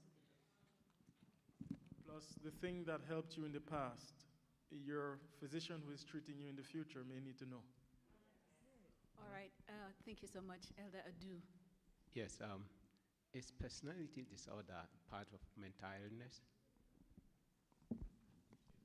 Personality disorder, Dr. Khadija. Please. Again. Hi Yes. again. It is one of the, it's listed in the DSM, what version are we on? TR? Thank you. It's listed, so it is present. Yeah, it would be classified as a mental illness. Mm-hmm. I read in the past when I was studying that personality disorders is seen more frequently in professionals. I wanted to throw that in, right? There's a hand over there. Yeah, just a second, please. Yes, is sexual dysfunction a part of mental sickness, mental illness? Well, let me put it this way. The disorder is listed in the DSM. The reason it's listed in the DSM is because it can have some psychological components to it. So whereas there's definitely, obviously, a physical component, and some of the causes are physical, but it also can have psychological components to it.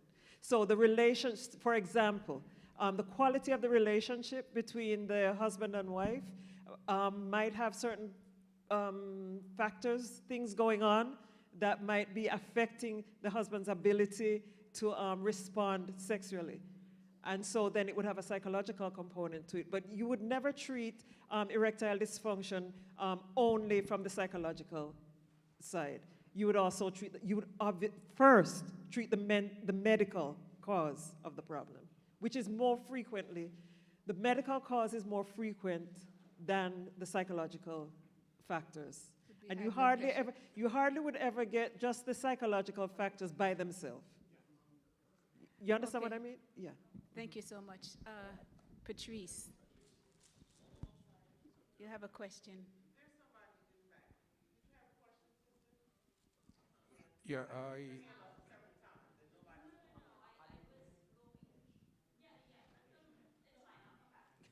all right. What I want to ask is, I think there's no agreement with they said, one person said it cannot be cured depression, and the other person said it depends. And I stand with, there is no cure for depression. You can take medication now, get well, get over it, but things can happen along the line and you get depressed again. It might be different stuff. In terms of what our sister just asked, I think I would say, first of all, this is very good, and if only the whole thing in summary, it should be education in our families. In terms of relationship, husband and wife, and you see a husband, sometimes it causes a lot of problems. And even when they go to the doctors, they don't really explain the root cause of it. You will see some family divorce because of this, and all these still end up with mental disorder. If I cannot function and we don't discuss it, I don't discuss that with my wife, there'll be a problem in my family. And that can lead to some other, it can lead to depression, can lead to anxiety. I've gotten a client where whenever they want to sleep together, the husband is always having that anxiety. Why? The wife will like, when I yield, you only last for 2 seconds. And they quarrel over that. And so many families are going through this, but they don't discuss it with their provider. So it's very important, I think, we educate one another. And I always tell people, as a man, no Viagra is the solution. Go with your spouse. Let your spouse know your medical condition, your mental states. And immediately your spouse understands what it is, you will solve a lot of problems. You can go other route. So it's very, very important for us to educate ourselves. Unfortunately, we talk about the young ones. I see the older ones here. So this topic is for us. We mentioned something about using medication and herbs. The two does not go together. So there are some medication you take with herbs is going to have the side effects. So we have to be very careful about it. And I just thank you all for this special discussion. Thank you. Thank you. And I think the same thing with conventional medicines. You don't mix them too. There are times when you have to give them. That's why they say, okay, every 4 hours, every 6 hours, or every other day or something. So whatever we do, we are ought to be careful.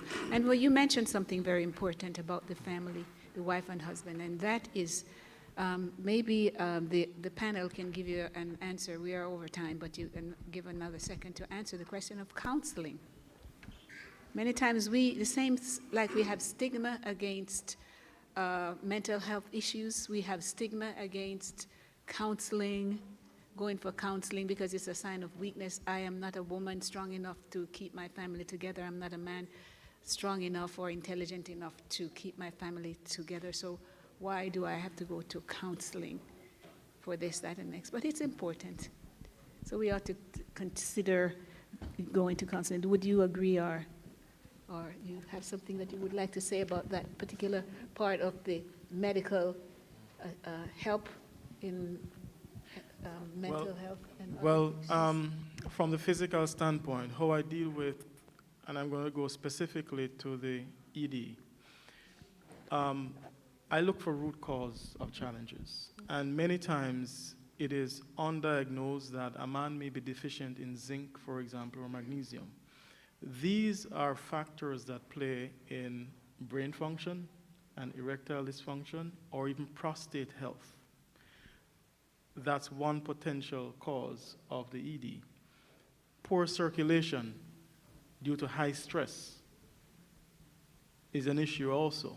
So evaluating their stressed state and helping them to correct that. Sometimes men need recreation and women need recreation in order to make the home life what it used to be, right? So evaluating the root cause is important. I always check for these deficiencies when people come into my clinic because it's important. The body, to help the chemical balance in the body, to maintain equilibrium or homeostasis, you have to go to what God put in, to this structure. You cannot shoot blind, and that's what we tend to do sometimes. So we have to evaluate whether that person is overstressed. Are they sleeping well? Are they taking enough water? Are they nutrient deficient? Are they heavy metal toxic? Are they laden with parasites, viruses, bacteria that could also cause blood impurities, right? You have to look for the root causes, right? And that's one way to approach it. How you coin the protocol is another. I just want to also add that in Europe, UK, Germany, they're teaching their medical doctors in medical school now about drug-herb interaction. So on the east side, they understand what herb and what drug can go together. On this side, we are told that no drug or herb together. We have to catch up, right? And there are databases that are now available. You can buy the Green Pharmacy, and that will tell you about drug-herb interaction. So there is much more information coming along that can help us, because sometimes the synergy of the right drug and the right herb can actually be helpful to the person. Normally when people come to me with mental challenges, they've already exhausted their psychiatric drugs, and it doesn't work. Is the brain starved of glucose metabolism? Is the brain starved of protein metabolism? These are things we need to find out. If the SSRIs, the other types of drugs may not help this condition, you have to fix the root cause first, right? So the professionals on both ends of the spectrum have to work together for the benefit of the patient, right? The nutritional demands of the brain. If you're folic acid deficient, the standard antidepressant drugs will not work, according to research. So on the nutrition side and the pharmacology side, we have to work together for the benefit of the client. Thank you very much. Oh, we still have questions. Okay, my sister. Oh, the mic.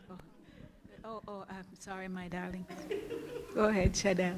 What about for someone who, like, they've been through a very hard relationship where the aftermath, they were damaged very badly to the point where it seemed like they were almost too far gone?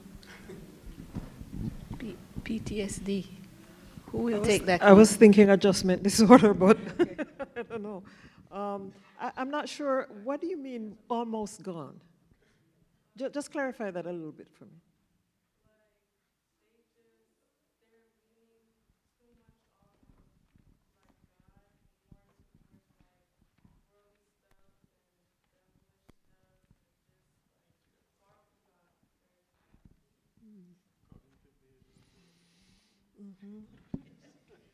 Yeah.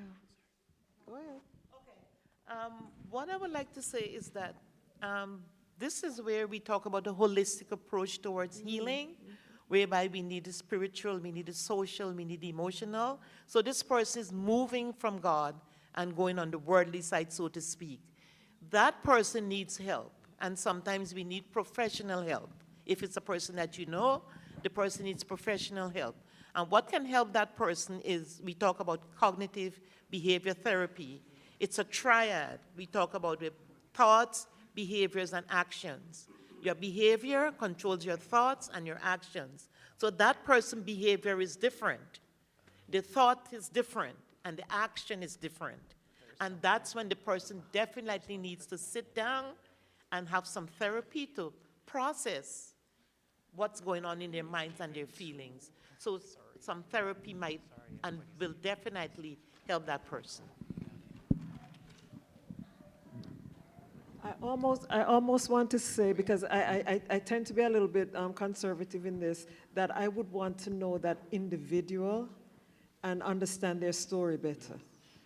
Because I'm not sure what the factors are that are contributing to the breakdown and the behaviors. Certainly spirituality might be a part of it, but is it? I don't know. I'd need to talk with that person. Yes. And low resilience too, or lack of resilience could be an issue. If they don't have the right support at home or in their environment, they probably tend to the lowest decimal.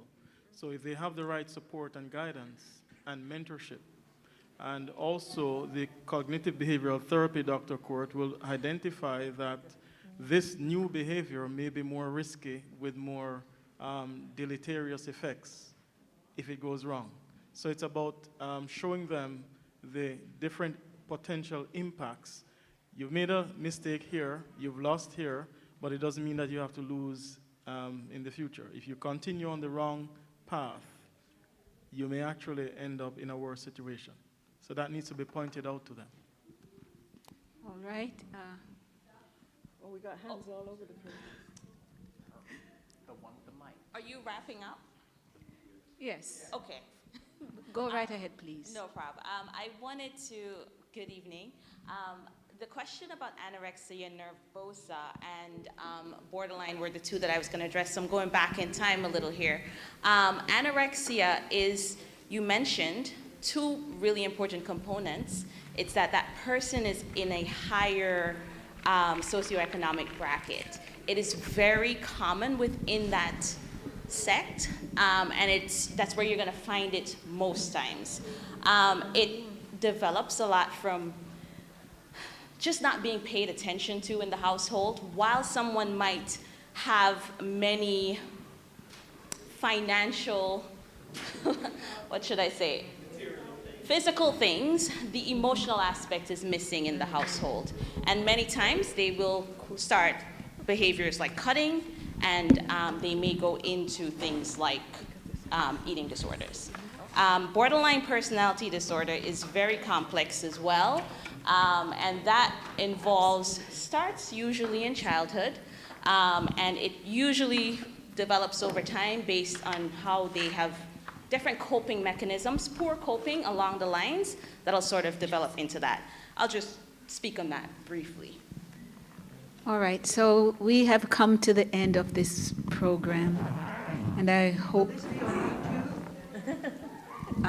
you'll have to ask. Oh, Joy. Okay, Joy. Joy will be the one to close out with the last question, since you've been so patient.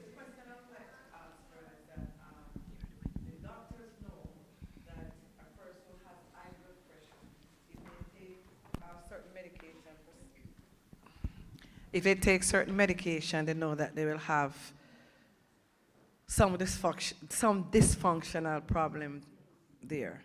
Why do they do that instead of giving them more natural things to do and more in counseling and not to eat certain things or exercise or to keep that? Because they always said the cure is better for what the purpose is than the side effects. But then that's a great effect too, side effects, and it becomes a mental problem too. And I also think that the doctors or the pharmaceutical company, is a form of making money also, because they know that this is gonna be a problem. It rectifies one, but then there's another bigger issue there also. And that can also cause separation of family, a whole other browner thing. So I think we should be more, especially maybe as Christians also, we should more lean on the side back to Eden, where we try to eat properly, where we don't have this high blood pressure, high cholesterol, and all those things, because we're always going to have side effects to some other thing that affects some other part of our bodies.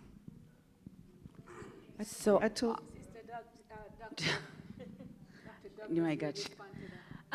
So we have to remember that conventional medical docs receive, I think, maybe at most 2 weeks of nutrition training, right? So they are being trained to patient presents with ABC, I do this, and that's how insurance covers it, right? So it's really and truly, and we can go into this conversation all day long, but at the end of the day, there's a hierarchy. Insurance is gonna tell the doctors and providers how they treat that person. Doctors, even if they tell you to take a fish oil, can lose their license. So again, it comes down to how they're trained. If they want to stay in the insurance world, they have to abide by insurance rules. And their training is very limited. 2 weeks of nutrition training in 4 years. I received almost 8.5 months on vaccines alone on kiddos, right?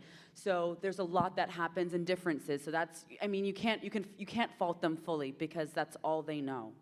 So again, there's ways to support it, right?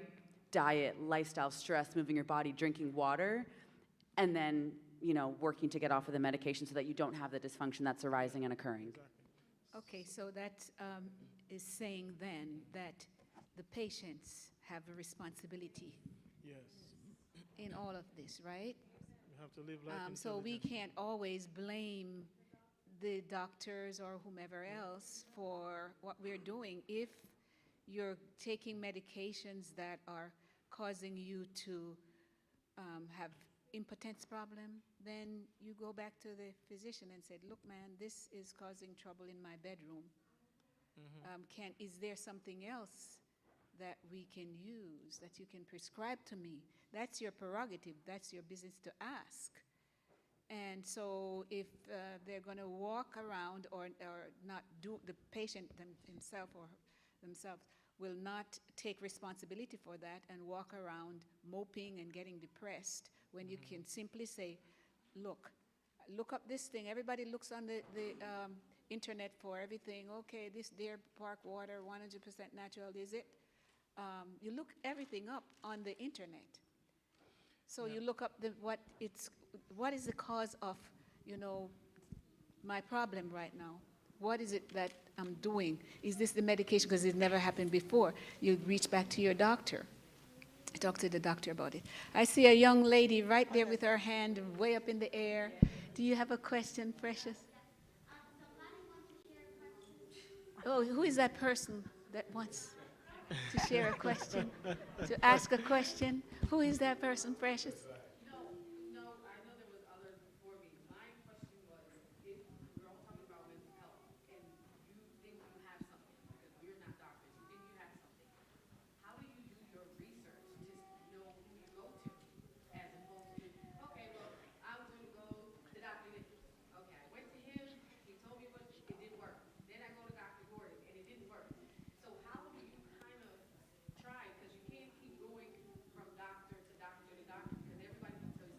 And you're going to get a different prescription, and that's going to be a big deal.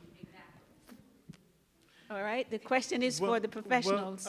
Can I answer that? Yes, in 2 minutes. It may actually be wise to go from doctor to doctor. And I tell you why. If you go and get some drugs and it doesn't work, you can go to the naturopath and try something natural. Normally that's how it works. The naturopath is always the last one to be consulted. But you cannot keep doing the same thing and expect a different result, right? I know people who are perpetually on iron drugs from their iron tablets from their puberty. And in their 40s, they're still on iron tablets. The root cause of the problem wasn't fixed. If you go to the naturopath, he's saying, okay, you're deficient in vitamin A and copper. Those liberate iron from the tissues. So you get the benefit of both ends of the professional spectrum. If you go one-dimensional, you'll keep your disease and you'll keep your challenge. If you take advantage of both ends, maybe you'll get information. Maybe the truth is right in the middle. But if you don't step outside of the orthodox realm, you will still keep your orthodox disease. I think it's also important for individuals to become educated about their bodies and their minds. And so education is a key factor. When you go to the physician or the psychologist, you should have some knowledge about yourself that informs you as to whether or not what this person is saying to you makes sense or not. You know, so it's not okay to just be totally wide-eyed and dependent on the medical professionals. It is important because God has given us all minds to think and reason and make decisions, and we can explore information through reading, through the internet, through various means, attending seminars, doing whatever. But you should have some knowledge of your body so that when the doctor says to you, well, I think we should do so and so, you can say, well, doctor, do you think that's the best thing? Because you can talk back because it's your body. It's your body. You are taking your body to this person or your mind to this person for them to help you. And you should be, it's like having a car and just taking it to, well, I shouldn't say that really because, but it's like taking a car to a mechanic and not having any idea as to what could be wrong with the car or how the car even functions. They can tell you anything, you know, and we're responsible for the life that God has given us. That's true. Dr. Mbeje, you. There is a question that was asked earlier that came from one of the listeners, the audience. The question that Marcia articulated was, what if someone does not want to receive your help?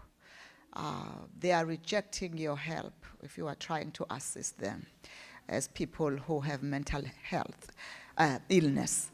My take on that was that there is a need for resources for caregivers. This person is inquiring about any resources out there in indirect ways for caregivers. We need help, we need knowledge, we need assistance on how to take care of people with mental health. It's easy to take care of somebody who is physically ill, you know what they are ailing from, but mentally we do not have knowledge ourselves as caregivers. That's how I took that question. I would like to know, is there any help out there in terms of resources for caregivers for mental health in this case? I know that even caregivers for all kinds of illnesses need help. It goes back to the same answer in a way that I just spoke about.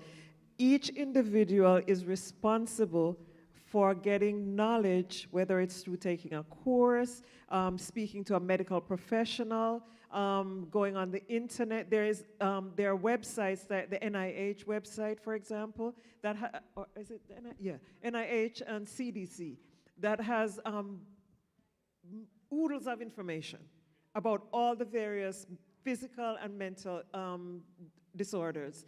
So people can inform themselves. In this information age, it should not be that you are taking care of someone with particular symptoms and you don't do any kind of research of your own to find out, you know, what could this be?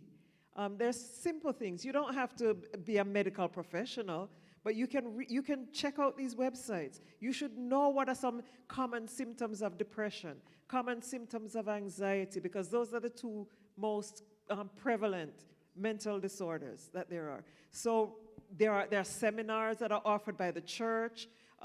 There are medical professionals within the church.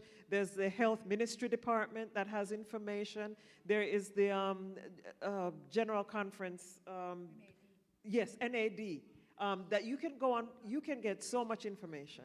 But people need to feel ownership of their own lives and their own conditions and the things that they are dealing with. Don't wait for somebody else to tell you what it is or how to deal with it. Find out or ask questions. And plus, let's think about the cost of all of this. How much do you have to put out of pocket for going to a conventional doctor versus one that you have to pay the naturopathic doctor? You have to compare the prices. Sometimes people are struggling with their finances. And this is the last thing. They're going to say, okay, my kids need food, and then I got to take it because I'm crazy. I got to go to some place. That's not good. So we have to take everything into consideration. Ruben, do you have a question? Because we're closing out. Yes, please. 2 minutes. So the question is about... And before you do that, Elder Sibley, when we're finished, I'd like for you to close us out, please.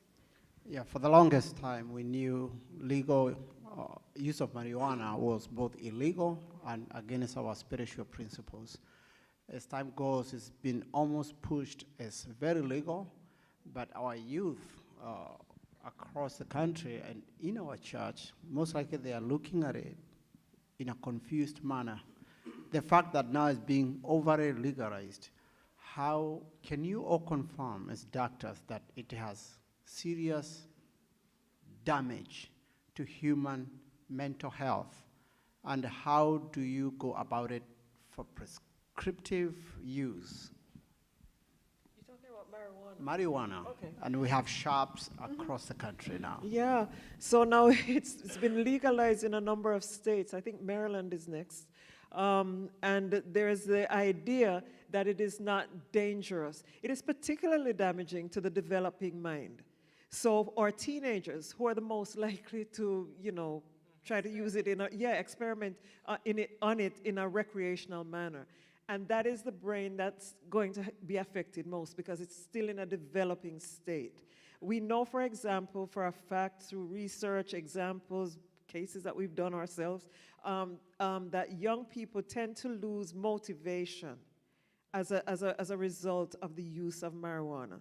And so the child or the young person who's been doing really well in school, and all of a sudden, their grades are dropping off, their behaviors are changing. And marijuana does that. It is also a gateway drug. So as a gateway drug, what it does is introduces a person to the use of substances, and it is more likely that the person who experimented with that gateway drug will go on to use other drugs. Also, nowadays, people who use marijuana, when they get it on the streets, for example, they're not just getting straight marijuana anymore. They're getting it mixed with something else, like you had mentioned fentanyl before. They're getting it mixed with other substances that are even more damaging. Furthermore, individuals say that marijuana is psychologically addictive but not physically addictive. Well, I would like to take those folks to a hospital in Jamaica called Bellevue Hospital, to a particular unit where we used to treat individuals that we called it ganja psychosis. It's really a form of schizophrenia. So you might take it and you're fine. You smoke it every day and you're fine. Yeah, look at Bob Marley. Yeah. But mind you, he died at 32 or something like that. So anyway, so you take it, you're fine, you're going about your business, still functioning. I take it, it has a different effect on me because it affects individuals differently, right? So to say that it has no effect is not true. And in particular, to say to our young people that it has no effect, I just think that's cruel because that developing mind will be affected in some way, whether it's immediately or later on. Yeah. In fact, Doc, if I could just weigh in quickly. When I was doing my research, I wanted to do my paper on reversing cannabis-induced psychosis, but I couldn't get enough information out of Jamaica. Right, yes. Dr. Hicklin. Hicklin. He wrote a lot of articles about it. There you go. And, but we just have to look around at the young people who we knew to be normal, and when they start using cannabis, we don't need medical research to tell us because we have our own eyes, right? The community I grew up in Jamaica, boys who used to run with me had the same opportunity with me. Once they turned to the marijuana, they are now sitting on the roadside. They had equal acumen in terms of brain power. That's myself. Now they don't care for life, okay? We don't have to go into deep medical research. We know that it's irresponsible to use this because, as Doc says, it's a gateway drug, so it leads to stronger drug use, right? And it also leads to a terrible type of behavior. Uncontrolled behaviors, right?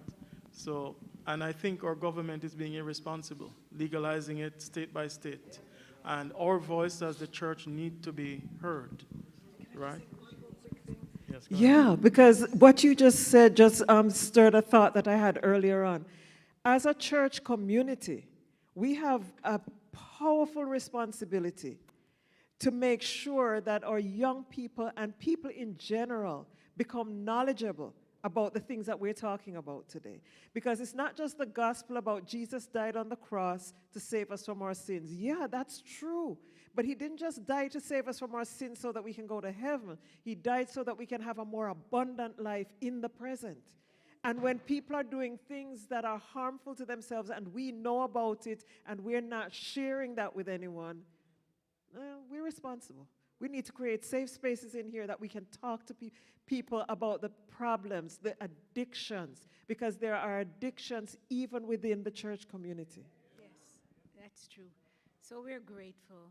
We're grateful that you stayed. We're grateful that you came to learn about mental health. Did you learn something today? Okay, will you come again? Will this panel, will you welcome them again? Okay, blessed be the name of the Lord. We're fortunate, we're blessed that we have our team of Havertown is known for many things.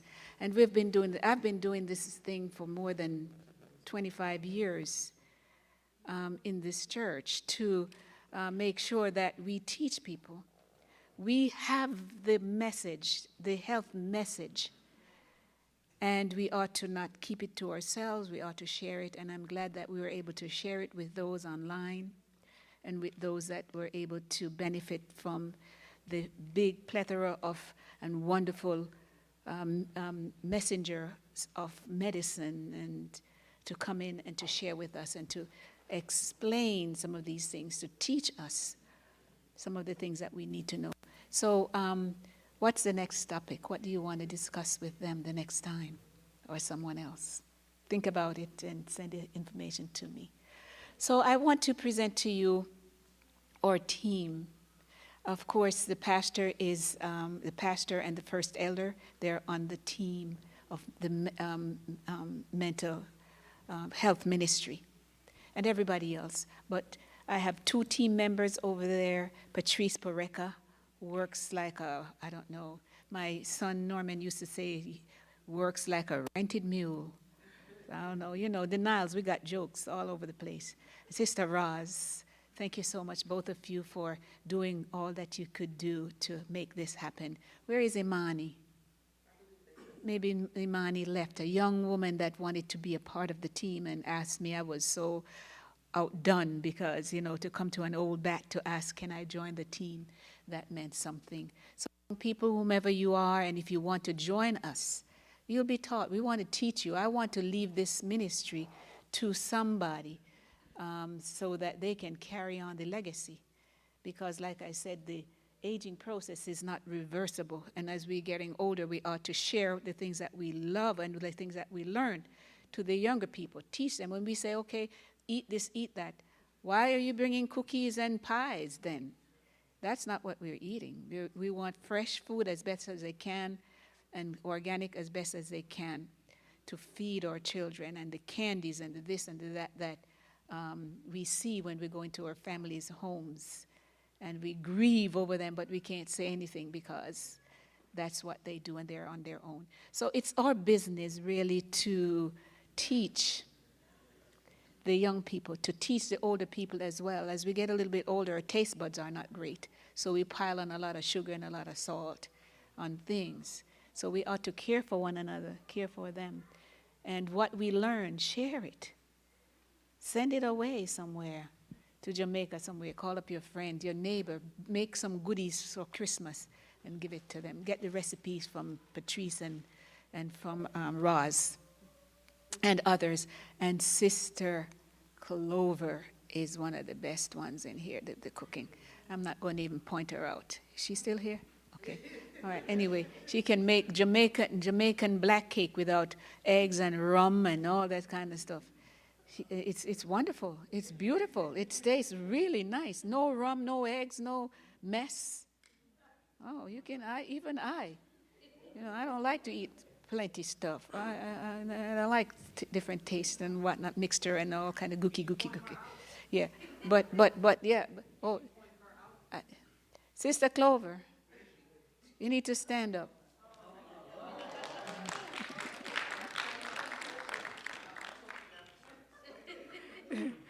But you will not get any rum. You will not get a whole bunch of sugar. You will not get none of that stuff. No eggs. It's gluten free.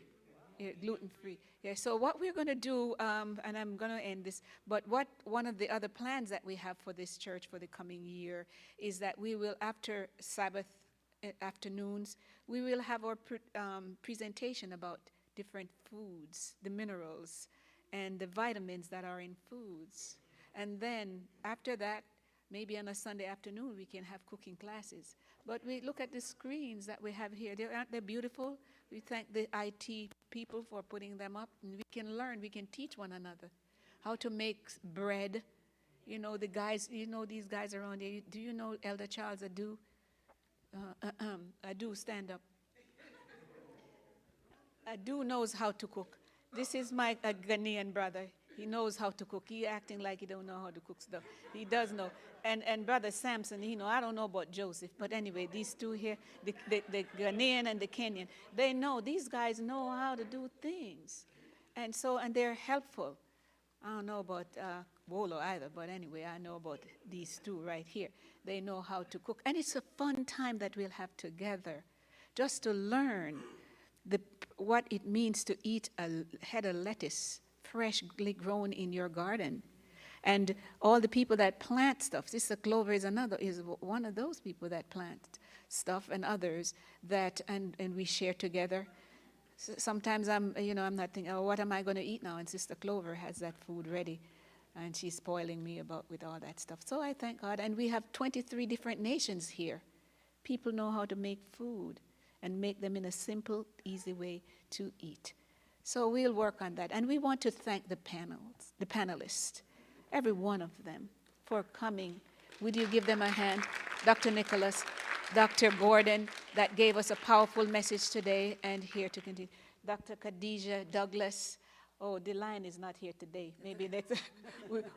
In April, we'll have our health fair. So we are inviting you back. Dr. Court, you have a plethora of information. We are thankful that you all made it a point of just giving us free information, because you know what it means to come and give the community free information, free help. So we're grateful for all of you for doing that.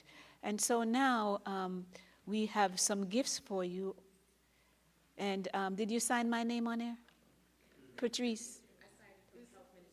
Okay, that's cool. That's good.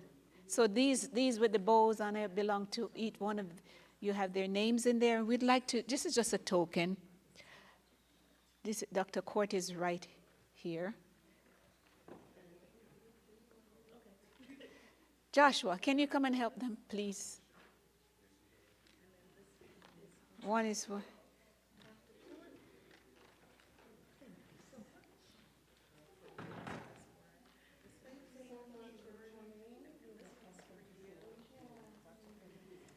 Yes. Yes. This is Joshua. Yeah.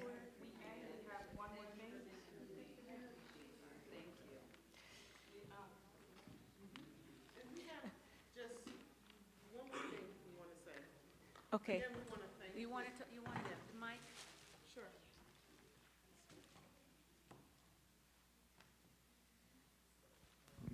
Okay, we just want to thank you again, panelists, for sharing this time with us. You could have been anywhere doing something else, spending time with your families, and you took time out to come and share, and we treasure this time. A lot of information was shared. I'm sure a lot of us was blessed by the information you gave. But we also want to thank Sister Niles for all that she does. She says she's been doing this for how many years? 20-something years. More than 20 years. And yeah. to put Right this here. together and always working diligently about, like she said, eating leafy greens and stop putting salt and sugar and all this stuff in your foods. And anybody who knows, people maybe online who know Sister Niles, she's been here for some time, and she hasn't changed. She has a burden for souls, and she wants us all to be healthy while we're here. Amen. So we have something we want to present to her. And we have a little basket for you. And she is not just our ministry leader. She is the ministry leader, health ministry leader. I don't So know we what she thank you, wants, Sister Niles. but I don't have it, so you can stop all the flattery. Joseph, did you all take pictures of all of this? We need to. You took it when everybody left. I tell you, we're one family. That's how we talk. We love each other. Thank you very much, ladies. So you before two you were guys, on the ground and behind my back. I'm sorry. Doing these Yes, things. when I was telling you, go on upstairs, go. Yeah, she was. You see how they talk to me. I tell you, I just go with the flow. Yes. All right. But before you guys rush out, we do have bags that we would like to give everyone. Token of our appreciation again for coming out. And hopefully it's something here that will help you. All right? Thank you. All right. Thank you so much for spending the time with us, every one of you. God bless you. Elder Sibley, would you close this out? All right, let's be Dr. D and stand up, stand up, stand up, stand up, stretch it up. Shall we stand, please? All right, Dr. D said when you're sick, you stand up. Stand up, stand up. Let's pray. Dear Lord Jesus, we are grateful to you for the privilege and the opportunity you've given us to come together to learn about our health. We thank you for the doctors that you have provided knowledge to and they are sharing with us. We pray, O Lord, that as we leave this place, your presence will be with us. We are aware of the enemy, that he wants to destroy us, but he is a liar, because you died for us and saved us. We are aware, O Lord, that the end time is here. All this evil will pass, but you promise us that you will be with us. So we're asking, O Lord, that we focus on you, that the distraction around us will not take us away from you. We pray for our children who are coming up. The Father, your Spirit will be with them.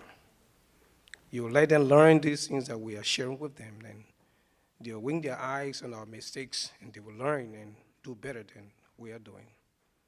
So we thank you as you prepare to come and take us in your kingdom.